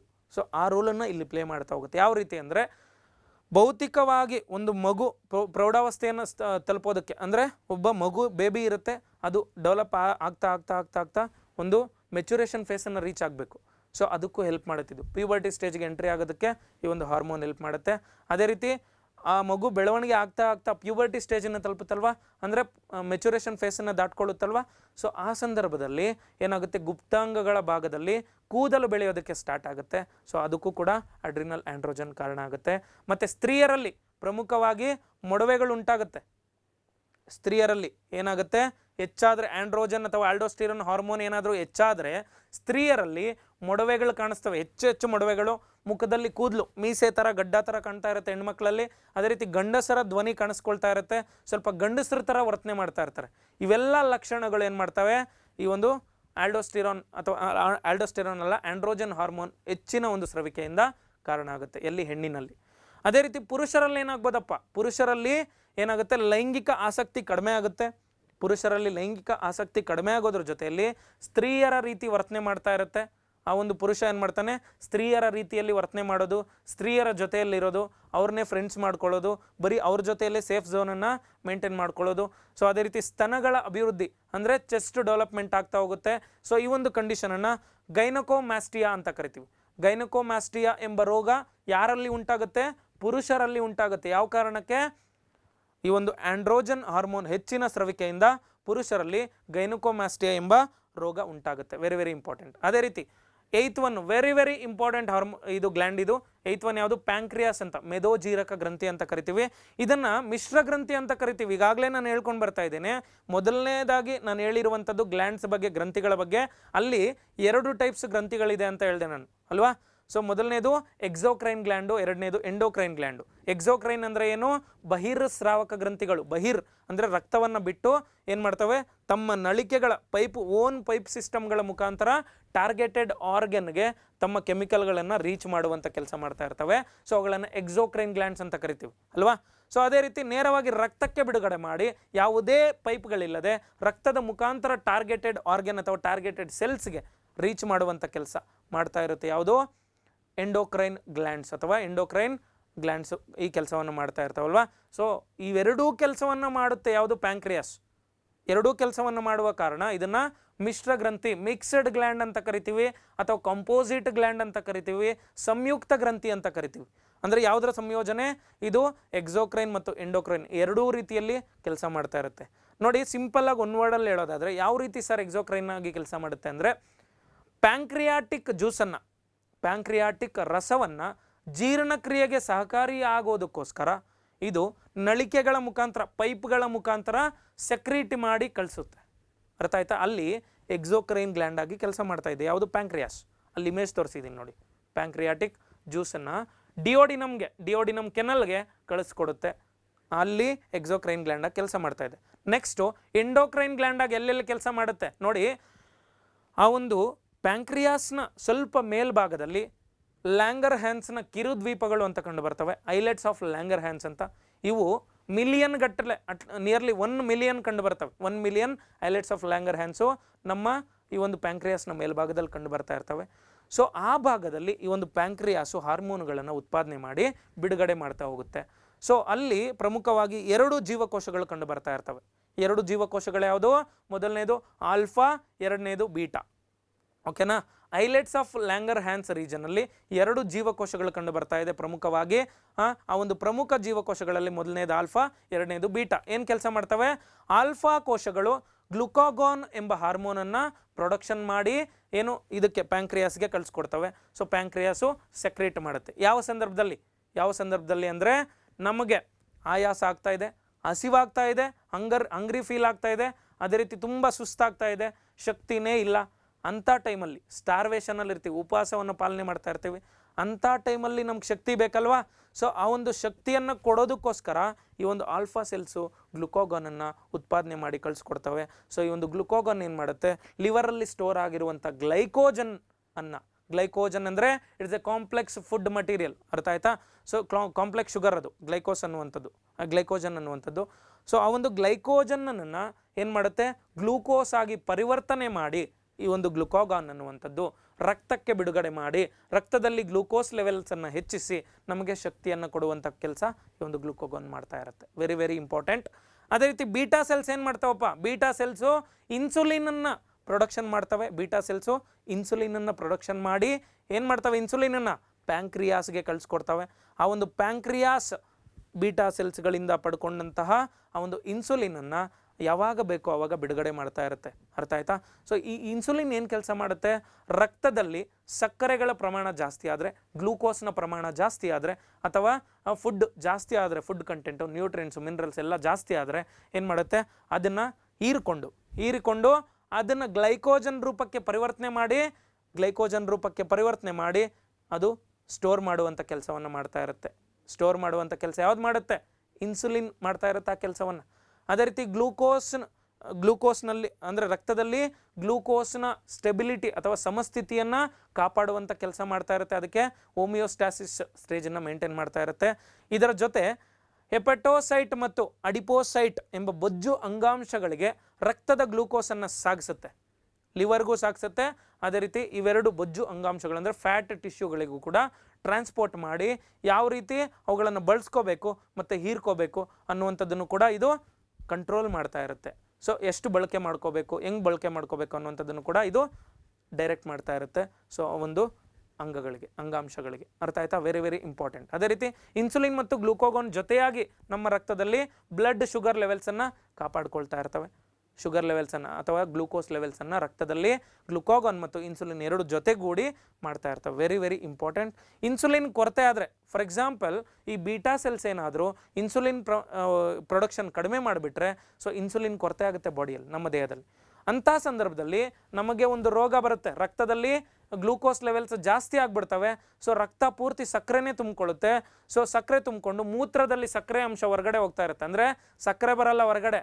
ಅರ್ಥ ಆಯ್ತಾ? ಗ್ಲೂಕೋಸು ಅಂದರೆ ನಮಗೆ ಶಕ್ತಿ ನೀಡುವಂಥ ಗ್ಲೂಕೋಸು ಯೂರಿನ್ ಮುಖಾಂತರ ಹೊರಗಡೆ ಹೋಗ್ತಾ ಇರುತ್ತೆ. ಸೊ ಈ ಒಂದು ಕಂಡೀಷನನ್ನು ಏನಂತ ಕರಿತೀವಿ ನಾವು, ಡಯಾಬಿಟಿಸ್ ಮೆಲ್ಲಿಟಸ್ ಅಂತ ಕರಿತೀವಿ. ಡಯಾಬಿಟಿಸ್ ಮೆಲ್ಲಿಟಸ್ ಬೇರೆ, ಡಯಾಬಿಟಿಸ್ ಇನ್ಸೆಪಿಡಸ್ ಬೇರೆ. ಡಯಾಬಿಟಿಸ್ ಇನ್ಸೆಪಿಡಸ್ಸು ಅಲ್ಲಿ ಬರುತ್ತೆ ಹೈಪೋಥಾಲಮಸಲ್ಲಿ, ಡಯಾಬಿಟಿಸ್ ಮೆಲ್ಲಿಟಸ್ ಎಲ್ಲಿ ಬರ್ತಾ ಇದೆ, ಡಯಾಬಿಟಿಸ್ ಮೆಲ್ಲಿಟಸ್ಸು ಈ ಒಂದು ಇನ್ಸುಲಿನ್ಗೆ ಸಂಬಂಧಪಟ್ಟಂತೆ ಬರ್ತಾ ಇದೆ. Very very important. ಪ್ಯಾಂಕ್ರಿಯಾಸ್ನ ಈ ಒಂದು ಬಗ್ಗೆ ಮಾತಾಡಬೇಕಾದ್ರೆ ಈ ಡಯಾಬಿಟಿಸ್ ಮೆಲ್ಲಿಟಸ್ ಬರ್ತಾ ಇದೆ, ಶುಗರ್ಗೆ ಸಂಬಂಧಪಟ್ಟಿರುವಂಥದ್ದು. ಸೊ ಈ ಒಂದು ಡಯಾಬಿಟಿಸ್ ಮೆಲ್ಲಿಟಸ್ ಅನ್ನುವಂಥದ್ದು ಒಂದು ಸಂಕೀರ್ಣ ವ್ಯಾಧಿ. ಇದೊಂದು ಕಾಂಪ್ಲೆಕ್ಸ್ ಡಿಸೀಸಸ್ಸನ್ನು ಹೊತ್ಕೊಂಡು ಬರುವಂಥ ಒಂದು ರೋಗ. ಅರ್ಥ ಆಯ್ತಾ? ಸೊ ಹಲವಾರು ರೋಗಗಳು ಈ ಒಂದು ಇದರಲ್ಲಿರುತ್ತೆ ಡಯಾಬಿಟಿಸ್ ಮೆಲ್ಲಿಟಸಲ್ಲಿ. ಬಿ ಪಿ, ಶುಗರು, ಅದೇ ರೀತಿ ಹಲವಾರು ರೋಗಗಳನ್ನು ಹೊತ್ಕೊಂಡು ಬರುತ್ತೆ. ಸೊ ಇದರಲ್ಲಿ ಮೂತ್ರದ ಮೂಲಕ ಗ್ಲೂಕೋಸು ನಷ್ಟವಾಗ್ತಾ ಹೋಗುತ್ತೆ. ಹೆಚ್ಚು ಯೂರಿನನ್ನು ಪಾಸ್ ಮಾಡ್ತಾ ಹೋಗ್ತಾರೆ ಅವರು. ಸೊ ಶುಗರ್ ಪೇಷಂಟ್ಸ್ ಏನು ಮಾಡ್ತಾರೆ, ಯೂರಿನ್ ಪಾಸ್ ಜಾಸ್ತಿ ಮಾಡ್ತಾ ಇರ್ತಾರೆ, ಅದರಲ್ಲೇ ಎಲ್ಲ ಶಕ್ತಿ ಹೊರಗಡೆ ಹೋಗ್ಬಿಡ್ತಾ ಇರುತ್ತೆ. ಸೊ ತುಂಬ ಆಯಾಸ ಉಂಟಾಗ್ತಾ ಇರುತ್ತೆ. ಸೊ ದೇಹದಲ್ಲಿ ಏನಾಗುತ್ತೆ, ಗ್ಲೂಕೋಸ್ ಪ್ರಮಾಣ ಕಡಿಮೆ ಆದಂತೆ ನಮಗೆ ಶಕ್ತಿ ಕಡಿಮೆ ಆಗ್ತಾ ಹೋಗುತ್ತೆ. ಆವಾಗ ಕೀಟೋನ್ ಬಾಡಿಗಳು ಅಂದರೆ ನಮ್ಮ ಕೀಟೋನ್ ಬಾಡಿಗಳು ನಮ್ಮ ದೇಹದಲ್ಲಿ ಉತ್ಪಾದನೆ ಆಗ್ತಾ ಇದ್ದಾರೆ. ಕೀಟೋನ್ ಬಾಡೀಸ್ ಅಂದರೆ ಟಾಕ್ಸಿಕ್ ಬಾಡೀಸ್. ಇವು ವಿಷದ ರೂಪದಲ್ಲಿ ಉತ್ಪಾದನೆ ಆಗ್ತಾ ಹೋಗುತ್ತೆ ನಮ್ಮ ದೇಹದಲ್ಲಿ. ಇವು ನಮ್ಮ ದೇಹವನ್ನು ನಾಶ ಮಾಡೋದಕ್ಕೆ ನೋಡ್ತಾ ಇರ್ತವೆ, ನಾಶ ಮಾಡ್ತಾ ಹೋಗ್ತವೆ. ಸೊ ಇದನ್ನು ತಪ್ಪಿಸೋದಕ್ಕೋಸ್ಕರ ನಾವೇನು ಮಾಡ್ತೀವಿ, ಇನ್ಸುಲಿನ್ ಎಂಬ ಇಂಜೆಕ್ಷನನ್ನು ಹಾಕ್ಕೋತೀವಿ. ಇನ್ಸುಲಿನ್ ಎಂಬ ಇಂಜೆಕ್ಷನನ್ನು ಹಾಕ್ಕೊಂಡು ನಾವೇನು ಮಾಡ್ತೀವಿ, ಇನ್ಸುಲಿನನ್ನು ಉತ್ಪಾದನೆ ಮಾಡ್ಕೊಳ್ಳೋದಕ್ಕಾಗದೇ ಇರೋರು ಇನ್ಸುಲಿನ್ ಇಂಜೆಕ್ಷನನ್ನು ಹಾಕ್ಕೊಂಡು ಬ್ಯಾಲೆನ್ಸ್ ಮಾಡ್ಕೊಳ್ತಾ ಹೋಗ್ತೀವಿ ಬ್ಲಡ್ ಶುಗರ್ ಲೆವೆಲ್ನ. ಅದೇ ರೀತಿ ಫುಡ್ಡಲ್ಲಿ, ನಮ್ಮ ಆಹಾರದಲ್ಲಿ ಕಾರ್ಬೋಹೈಡ್ರೇಟ್ಗಳನ್ನು ಕಡಿಮೆ ಮಾಡ್ಕೊಳ್ತೀವಿ, ಸಕ್ಕರೆಯನ್ನು ಕಡಿಮೆ ಮಾಡ್ಕೋತೀವಿ, ಶುಗರ್ಸನ್ನು ಕಡಿಮೆ ಮಾಡ್ಕೋತೀವಿ. ಸೊ ಬೇರೆ ಬೇರೆ ಪ್ರೋಟೀನ್ ಮತ್ತು ಲಿಪಿಡ್ಸ್ಗಳನ್ನು ಸ್ವಲ್ಪ ಜಾಸ್ತಿ ತಿನ್ಕೊಂಡು, ಬೇರೆ ಬೇರೆ ಫೈಬರ್ಸನ್ನು, ನಾರುಗಳು ಮತ್ತು ಫೈಬರ್ಸ್ಗಳನ್ನು ಜಾಸ್ತಿ ತಿನ್ನಬೇಕು, ನಾರುಗಳನ್ನು ಜಾಸ್ತಿ ತಿನ್ನಬೇಕು. ಓಕೆನಾ? ಕಾರ್ಬೋಹೈಡ್ರೇಟ್ಸು, ಪ್ರೋಟೀನ್ಸು, ಲಿಪಿಡ್ಸನ್ನು ಕಡಿಮೆ ಮಾಡಿಬಿಟ್ಟು ಫೈಬರ್ಸನ್ನು, ನಾರುಗಳನ್ನು ಜಾಸ್ತಿ ಸೇವನೆ ಮಾಡೋದ್ರಿಂದ ನಮ್ಮ ಡಯಾಬಿಟಿಸ್ ಅನ್ನುವಂಥದ್ದು ಒಂದು ಲೆವೆಲ್ಗೆ ಕಂಟ್ರೋಲನ್ನು ತಗೋಬೋದು. Very very important. ನೋಡಿ ನೆಕ್ಸ್ಟು ವೃಷಣಗಳು, ಟೆಸ್ಟಿಸ್ ಅಂತ ಕರಿತೀವಿ. ಟೆಸ್ಟಿಸ್ ಅಂದರೆ ಏನು, ಗೊನ್ಯಾಡ್ಸ್ ಅಂತ ಕರಿತೀವಿ. Set of 2 sex organs is called as gonads. ಓಕೆನಾ? ಗಂಡು ಮತ್ತು ಹೆಣ್ಣಿನ 2 ಜನನಾಂಗಗಳನ್ನು ನಾವು ಗೊನ್ಯಾಡ್ಗಳು ಅಂತ ಕರಿತೀವಿ. ಸೊ ಅದರಲ್ಲಿ ಮೊದಲನೇದಾಗಿ ಹೆಣ್ಣಿನ ಭಾಗ ಏನು ಕಂಡು ಬರುತ್ತೆ, ಹೆಣ್ಣಿನಲ್ಲಿ ಜನನಾಂಗ, ಅದನ್ನು ನಾವು ಏನಂತ ಕರಿತೀವಿ, ಓವರಿ ಅಂತ ಕರಿತೀವಿ. ಎರಡನೇದು ಈ ಒಂದು ಟೆಸ್ಟಿಸ್. ಸೊ ಮೊದಲನೇದಾಗಿ ಇಲ್ಲಿ ಟೆಸ್ಟಿಸ್ ಬಗ್ಗೆ ಮಾತಾಡ್ತೀನಿ. ವೃಷಣಗಳು ಅಂದರೆ ಏನು? ವೃಷಣ ಅಂದರೆ ಪುರುಷರಲ್ಲಿ ಒಂದು ಜೊತೆ ಕಂಡು ಬರ್ತಾ ಇರುತ್ತೆ. ಸೊ ಪುರುಷರಲ್ಲಿ ಒಂದು ಜೊತೆ ಕಂಡು ಬಂದು ವೀರ್ಯಾಣುಗಳ ಉತ್ಪಾದನೆಯನ್ನು ಇವು ಪ್ರಚೋದನೆ ಮಾಡ್ತಾ ಇರ್ತವೆ. ಸೊ ಸ್ಪರ್ಮೆಟೋಜೆನೆಸಿಸನ್ನು ಮಾಡ್ತಾ ಇರ್ತವೆ. ವೀರ್ಯಾಣುಗಳ ಉತ್ಪಾದನಾ ಕ್ರಿಯೆಯನ್ನು ಸ್ಪರ್ಮೆಟೋಜೆನೆಸಿಸ್ ಅಂತ ಕರಿತೀವಿ. ಅದೇ ರೀತಿ ಟೆಸ್ಟೋಸ್ಟಿರಾನ್ ಎಂಬ ಹಾರ್ಮೋನನ್ನು ಉತ್ಪಾದನೆ ಮಾಡುತ್ತೆ. ಉತ್ಪಾದನೆ ಮಾಡಿ ಒಬ್ಬ ಹುಡುಗ ಒಂದು ಗಂಡಸಾಗಲು, ಈ ರೀತಿ ಗಡ್ಡ ಮೀಸೆ ಬರೋದಕ್ಕೆ, ಅವನ ಒಂದು ದೇಹ ಒಂದು ಪುರುಷನ ರೀತಿ ಕಾಣಿಸೋದಕ್ಕೆ, ಅದೇ ರೀತಿ ಅವನು ಲೈಂಗಿಕ ವರ್ತನೆಗಳು ಒಂದು ಪುರುಷನ ರೀತಿಯಲ್ಲಿ, ಅದೇ ರೀತಿ ಧ್ವನಿ ಕೂಡ ಬದಲಾಗ್ತಾ ಹೋಗುತ್ತಲ್ವಾ. ನೋಡಿ, ಯಾವಾಗ ಒಂದು ಹುಡುಗ ಮೆಚುರೇಷನ್ ಫೇಸನ್ನು ರೀಚ್ ಆಗ್ತಾನೆ 12ರಿಂದ 13 ವರ್ಷಕ್ಕೆ ಬರ್ತಾನೆ, ಆವಾಗ ಅವನ ಒಂದು ಗಂಟಲು ಒಡೆದು ಏನಾಗುತ್ತೆ, ಧ್ವನಿ ಬದಲಾಗುತ್ತೆ ತಾನೆ. ಸೊ ಧ್ವನಿ ಬದಲಾಗುತ್ತೆ, ವಾಯ್ಸಲ್ಲಿ ಬೇಸ್ ಬರುತ್ತೆ. ಅದಕ್ಕೂ ಮೊದಲು ಚಿಕ್ಕ ಮಗು ಥರ ವಾಯ್ಸ್ ಇರುತ್ತೆ, ಸೊ ವಾಯ್ಸಲ್ಲಿ ಬೇಸ್ ಬರುತ್ತೆ, ಸ್ವಲ್ಪ ಒಡೆದೋಗಿರೋ ಥರ ವಾಯ್ಸ್ ಕಾಣಿಸ್ತಾ ಇರುತ್ತೆ. ಸೊ ಅದೆಲ್ಲ ಕಾರಣ ಯಾವ ಕಾರಣ ಅಂದರೆ ಈ ಒಂದು ಟೆಸ್ಟೋಸ್ಟಿರೋನ್ ಎಂಬ ಹಾರ್ಮೋನು ಉತ್ಪಾದನೆ ಆಗ್ತಾ ಹೋಗುತ್ತೆ. ಅದೇ ರೀತಿ ಕೂದಲು ಜಾಸ್ತಿ ಬೆಳವಣಿಗೆ ಆಗ್ತಾ ಹೋಗುತ್ತೆ, ನಾಚಿಕೆ ಬರ್ತಾ ಇರುತ್ತೆ. ಸೊ ಹುಡುಗ ವಯಸ್ಸಿಗೆ ಬರ್ತಾ ಇದ್ದಾನೆ ಅಂದರೆ ನಾಚಿಕೆ ಜಾಸ್ತಿ ಆಗುತ್ತೆ. ಅದೇ ರೀತಿ ಪುರುಷನ ಲೈಂಗಿಕ ವರ್ತನೆಗಳು ಕಾಮಾಸಕ್ತಿಯನ್ನು ಹೆಚ್ಚಿಗೆ ಮಾಡುತ್ತೆ. ಸೊ ಇವೆಲ್ಲದಕ್ಕೂ ಕಾರಣ ಅವನು ಏನೇನು ವರ್ತನೆ ಮಾಡ್ತಾನೆ, ಅರ್ಥ ಆಯ್ತಾ, ಈ ಒಂದು ಸೆಕ್ಸ್ ರಿಲೇಟೆಡ್ ಏನೇನು ಅವನು ನಡ್ಕೋತಾನೆ, ಅದೇ ರೀತಿ ಒಂದು ಪುರುಷನ ರೀತಿಯ ಲಕ್ಷಣಗಳು ಏನೇನು ತೋರ್ಪಡಿಕೆ ಮಾಡ್ತಾನೆ, ಅವೆಲ್ಲದಕ್ಕೂ ಈ ಒಂದು ಟೆಸ್ಟೋಸ್ಟಿರಾನ್ ಎಂಬ ಹಾರ್ಮೋನು ಕಾರಣ ಆಗುತ್ತೆ. ಎಲ್ಲಿಂದ ಬಿಡುಗಡೆ ಆಗುತ್ತೆ ಅಂದರೆ ವೃಷಣಗಳು ಅಥವಾ ಟೆಸ್ಟಿಕಲ್ಸ್ನಿಂದ ಬಿಡುಗಡೆ ಆಗುತ್ತೆ. Very very important. ನೆಕ್ಸ್ಟ್ ನೋಡೋಣ, ಅಂಡಾಶಯ, ಓವರಿ ಅಂತ ಕರಿತೀವಿ. ಓವರಿ ಅನ್ನುವಂಥದ್ದು ಫೀಮೇಲ್ ಜನನಾಂಗ ಆಗಿರುತ್ತೆ, ಅಂದರೆ ಹೆಣ್ಣಿನ ಜನನಾಂಗ ಆಗಿರುತ್ತೆ. ಸೊ ಫೀಮೇಲ್ ಸೆಕ್ಸ್ ಆರ್ಗನ್ ಆಗಿದ್ದು ಇದು ಮಹಿಳೆಯರ ಪ್ರಾಥಮಿಕ ಜನನಾಂಗ ಅಂತ ಕರಿತೀವಿ. ಇವು ಪ್ರತಿ ಋತುಚಕ್ರದಲ್ಲಿ ಏನು ಓವರೀಸ್ ಏನು ಮಾಡ್ತವೆ, ಪ್ರತಿ ಋತುಚಕ್ರದಲ್ಲಿ ಒಂದು ಅಂಡಾಣುವನ್ನು ಉತ್ಪಾದನೆ ಮಾಡ್ತವೆ. ಆಯಿತಾ, ಒಂದು ಅಂಡಾಣುವನ್ನು ಉತ್ಪಾದನೆ ಮಾಡ್ತವೆ. ಊಜೆನೆಸಿಸ್ ಅಂತ ಕರಿತೀವಿ. ಮೆನ್ಸ್ಟ್ರುಯೇಷನ್ ಸೈಕಲ್ ಇರುತ್ತಲ್ಲ, 30 ಡೇಸ್ ಮೆನ್ಸ್ಟ್ರುಯೇಷನ್ ಸೈಕಲಲ್ಲಿ ಒಂದು ಮೊಟ್ಟೆಯನ್ನು ಉತ್ಪಾದನೆ ಮಾಡ್ತವೆ. ಸೊ ಆ ಒಂದು ಮೊಟ್ಟೆಗೆ ಯಾವಾಗ ಪುರುಷನ ವೀರ್ಯಾಣು ಹೋಗಿ ಸೇರಿಕೊಳ್ಳುತ್ತೆ, ಸೊ ಅವಾಗ ಅದು ಏನೋ ಗರ್ಭಾವಸ್ಥೆಯನ್ನು ರೀಚ್ ಆಗುತ್ತೆ, ಒಂದು ಮಗುವಾಗಿ ಡೆವಲಪ್ ಆಗ್ತಾ ಹೋಗುತ್ತೆ. ವೆರಿ ವೆರಿ ಇಂಪಾರ್ಟೆಂಟ್, ಗೊತ್ತಿರುತ್ತೆ ನಿಮಗೆ. ಅದೇ ರೀತಿ ಸ್ತ್ರೀ ಹಾರ್ಮೋನುಗಳು ಯಾವುದು ಅಂತ ನೋಡೋದಾದರೆ ಈಸ್ಟ್ರೋಜನ್, ಪ್ರೊಜೆಸ್ಟಿರಾನ್ ಮತ್ತು ಪ್ರೋಲ್ಯಾಕ್ಟಿನ್, ಈ 3 ಹಾರ್ಮೋನುಗಳು ಸ್ತ್ರೀಯರಲ್ಲಿ ಬಹುಮುಖ್ಯವಾದಂಥ ಪಾತ್ರವನ್ನು ವಹಿಸ್ಕೊಂಡಿರ್ತವೆ. ಇಲ್ಲಿ ಮೊದಲನೇದಾಗಿ ಈಸ್ಟ್ರೋಜನ್ ಮತ್ತು ಪ್ರೊಜೆಸ್ಟಿರಾನ್ ಏನು ಕೆಲಸ ಮಾಡ್ತವೆ, ಅದೇ ರೀತಿ ಪ್ರೋಲ್ಯಾಕ್ಟಿನ್ ಅನ್ನುವಂಥದ್ದು ಏನು ಕೆಲಸ ಮಾಡ್ತವೆ ನೋಡ್ತಾ ಹೋಗೋಣ. ಈಸ್ಟ್ರೋಜನ್ ಅನ್ನುವಂಥದ್ದು ಒಂದು ಹೆಣ್ಣಿನ ಲಕ್ಷಣಗಳನ್ನು ಕೊಡುವಂಥ ಕೆಲಸ ಮಾಡುತ್ತೆ. ಹೆಣ್ಣು ಅಂದರೆ ಯಾವ ರೀತಿ ಇರಬೇಕು, ಮುಖದಲ್ಲಿ ಕೂದಲಿರಬಾರ್ದು, ಅವಳ ಕಂಠ ತುಂಬ ಚೆನ್ನಾಗಿರಬೇಕು, ಆಯಿತಾ. ಸೊ ಮೈಕಟ್ಟು ಚೆನ್ನಾಗಿರುತ್ತೆ, ಪುರುಷನಿಗಿಂತ ನೋಡೋದಕ್ಕೆ ಸೌಂದರ್ಯವಾಗಿರ್ತಾಳೆ. ಸೊ ಇವೆಲ್ಲವನ್ನು ಕೊಡುವಂಥದ್ದು ಈ ಒಂದು ಈಸ್ಟ್ರೋಜನ್ ಹಾರ್ಮೋನು. ಅದೇ ರೀತಿ ನಾಚಿಕೆ ಆಗಿರ್ಬೋದು, ಆಯಿತಾ, ನಾಚಿಕೆ, ಆ ಒಂದು ಸ್ತ್ರೀ ವರ್ತನೆಗಳು, ಕಾಮಾಸಕ್ತಿ, ಲೈಂಗಿಕ ಆಸಕ್ತಿಗಳು ಮತ್ತು ವರ್ತನೆಗಳು, ಮತ್ತು ಮೂಡ್ ಸ್ವಿಂಗ್ಸು, ಮೂಡ್ ಯಾವ ರೀತಿ ಬರ್ತಾ ಇದೆ.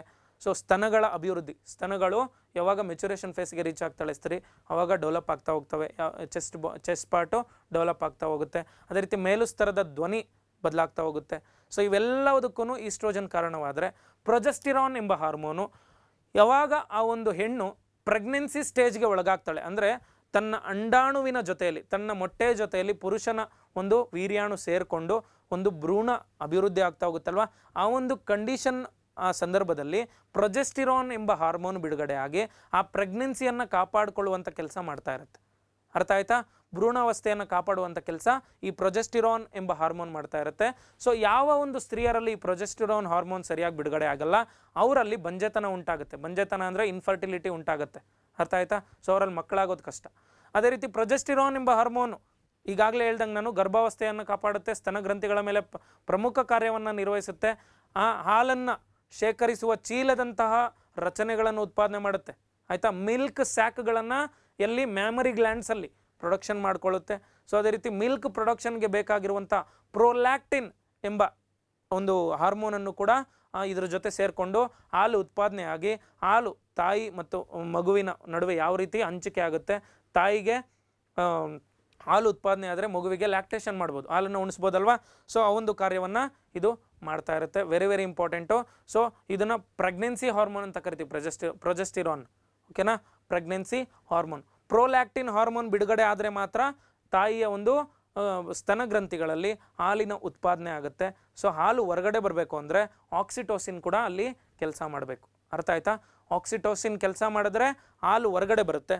ಸೊ ಪ್ರೊಡಕ್ಷನ್ ಆಗಬೇಕು ಅಂದರೆ ಪ್ರೋಲ್ಯಾಕ್ಟಿನ್ ಎಂಬ ಹಾರ್ಮೋನ್ ಇರಬೇಕು, ಅರ್ಥ ಆಯ್ತಾ. ಹಾಲಿನ ಉತ್ಪಾದನೆಗೆ ಪ್ರೋಲ್ಯಾಕ್ಟಿನ್ ಹಾರ್ಮೋನ್ ಬೇಕು, ಹಾಲು ಮಗುವಿಗೆ ರೀಚ್ ಆಗಬೇಕು, ಹೊರಗಡೆ ಬರಬೇಕು ಅಂದರೆ ಆಕ್ಸಿಟೋಸಿನ್ ಎಂಬ ಹಾರ್ಮೋನು ಇರಬೇಕು. Very very important. ಇಷ್ಟೊಂದು ವಿಷಯಗಳನ್ನು ನಿಮ್ಮ ಮುಂದೆ ಪ್ರಸ್ತುತಪಡಿಸ್ತಾ ನಾನು ಇಷ್ಟೊತ್ತು ನಿಮ್ಮ ಜೊತೆಯಲ್ಲಿ ಈ ಜರ್ನಿಯಲ್ಲಿ ಭಾಗವಹಿಸಿದ್ದೇನೆ. ಸೊ ಇಷ್ಟ ಒಂದು ವಿಷಯಗಳನ್ನು ನಿಮ್ಮೊಂದಿಗೆ ಹಂಚ್ಕೊಂಡಿದ್ದು ತುಂಬ ಸಂತೋಷ ಆಗ್ತಾ ಇದೆ. ಸೊ ಕಂಪ್ಲೀಟ್ ಎಂಡೋಕ್ರೈನ್ ಗ್ಲ್ಯಾಂಡ್ಸನ್ನು ಈ ಒಂದು ಟಾಪಿಕಲ್ಲಿ ನಾನು ನಿಮ್ಮ ಜೊತೆ ಹಂಚ್ಕೊಂಡಿದ್ದೇನೆ. ಸೊ 10 ಎಂಡೋಕ್ರೈನ್ ಗ್ಲ್ಯಾಂಡ್ಸ್ ಕಂಡು ಬರ್ತವೆ, ಅಂತಸ್ರಾವಕ ಗ್ರಂಥಿಗಳು. 10 ಎಂಡೋಕ್ರೈನ್ ಗ್ಲ್ಯಾಂಡ್ಸ್ಗಳ ಬಗ್ಗೆ ಡೀಟೇಲ್ಡ್ ಆಗಿ ನಾನು ಎಕ್ಸ್ಪ್ಲೇನ್ ಮಾಡಿದ್ದೀನಿ. ಎಕ್ಸಾಮ್ ಪಾಯಿಂಟ್ ಆಫ್ ವ್ಯೂ ಆಗಿರ್ಬೋದು, ನಿಮ್ಮ ಪರ್ಸನಲ್ ಲೈಫ್ಗಾಗಿರ್ಬೋದು, ಈ ಒಂದು ಗ್ರಂಥಿಗಳು ಅನ್ನುವಂಥದ್ದು ಯಾವ ರೀತಿ ಇಂಪಾರ್ಟೆಂಟ್ ರೋಲ್ನ ಪ್ಲೇ ಮಾಡ್ತವೆ ಅಷ್ಟನ್ನು ನಾನು ತಿಳಿಸ್ಕೊಟ್ಟಿದ್ದೇನೆ. Very very important. ನಿಮ್ಮ ದೇಹದಲ್ಲಿ ಸ್ಟೆಬಿಲಿಟಿಯನ್ನು ಕಾಪಾಡ್ಕೊಳ್ಳಿ. ಆರೋಗ್ಯವಾಗಿ ನೀವಿದ್ದರೆ ಎಕ್ಸಸೈಸಸನ್ನು ಮಾಡಿಕೊಂಡು, ಟೈಮ್ಗೆ ಆಹಾರವನ್ನು ತಿಂದ್ಕೊಂಡು, ಅದೇ ರೀತಿ ನೀವು ಏನು ಮಾನಸಿಕ ಸ್ಥಿತಿಯನ್ನು ಸರಿಯಾಗಿ ಕಾಪಾಡಿಕೊಂಡ್ರೆ ಎಲ್ಲ ಹಾರ್ಮೋನುಗಳು, ಎಲ್ಲ ಗ್ರಂಥಿಗಳು ಆರೋಗ್ಯಕರವಾಗಿರ್ತವೆ. ನೀವು ಕೂಡ ಆರೋಗ್ಯಕರವಾಗಿರ್ತೀರಾ ಅಂತ ಭಾವಿಸ್ತಾ ಈ ಒಂದು ಸೆಷನನ್ನು ಎಂಡ್ ಮಾಡೋಣ. ಸೊ ನನ್ನ ಹೆಸರು ಶ್ರೀಕಾಂತ್ ತೇಜಸ್ ಅಂತ. Thank you very much. ಕೊನೆಯದಾಗಿ ಸ್ಪರ್ಧಾ ಚೈತ್ರ ಸ್ಪರ್ಧಾತ್ಮಕ ಪರೀಕ್ಷೆಗಳ ತರಬೇತಿ ಕೇಂದ್ರ ಯಾರಾದರೂ ಇಲ್ಲಿ ಜಾಯ್ನ್ ಆಗಬೇಕು ಅಂದ್ಕೊಂಡ್ರೆ ಕೆಳಗಿನ ಒಂದು ಕಾಂಟ್ಯಾಕ್ಟ್ ನಂಬರ್ಗೆ ಕಾಂಟ್ಯಾಕ್ಟ್ ಮಾಡ್ಬೋದಾಗಿದೆ. ನಿಮ್ಮೆಲ್ಲರಿಗೂ ಕಾಯ್ತಾ ಇರ್ತೀನಿ. ಮುಂದಿನ ಸೆಷನಲ್ಲಿ ಇನ್ನೊಂದು ವಿಶೇಷವಾದಂಥ ಟಾಪಿಕನ್ನು ತಗೊಂಡು ನಿಮ್ಮ ಮುಂದೆ ಬರ್ತೇನೆ. ಥ್ಯಾಂಕ್ ಯು ಮಂಜುನಾಥ್ ಸರ್ಗೆ ಥ್ಯಾಂಕ್ ಯು ವೆರಿ ಮಚ್.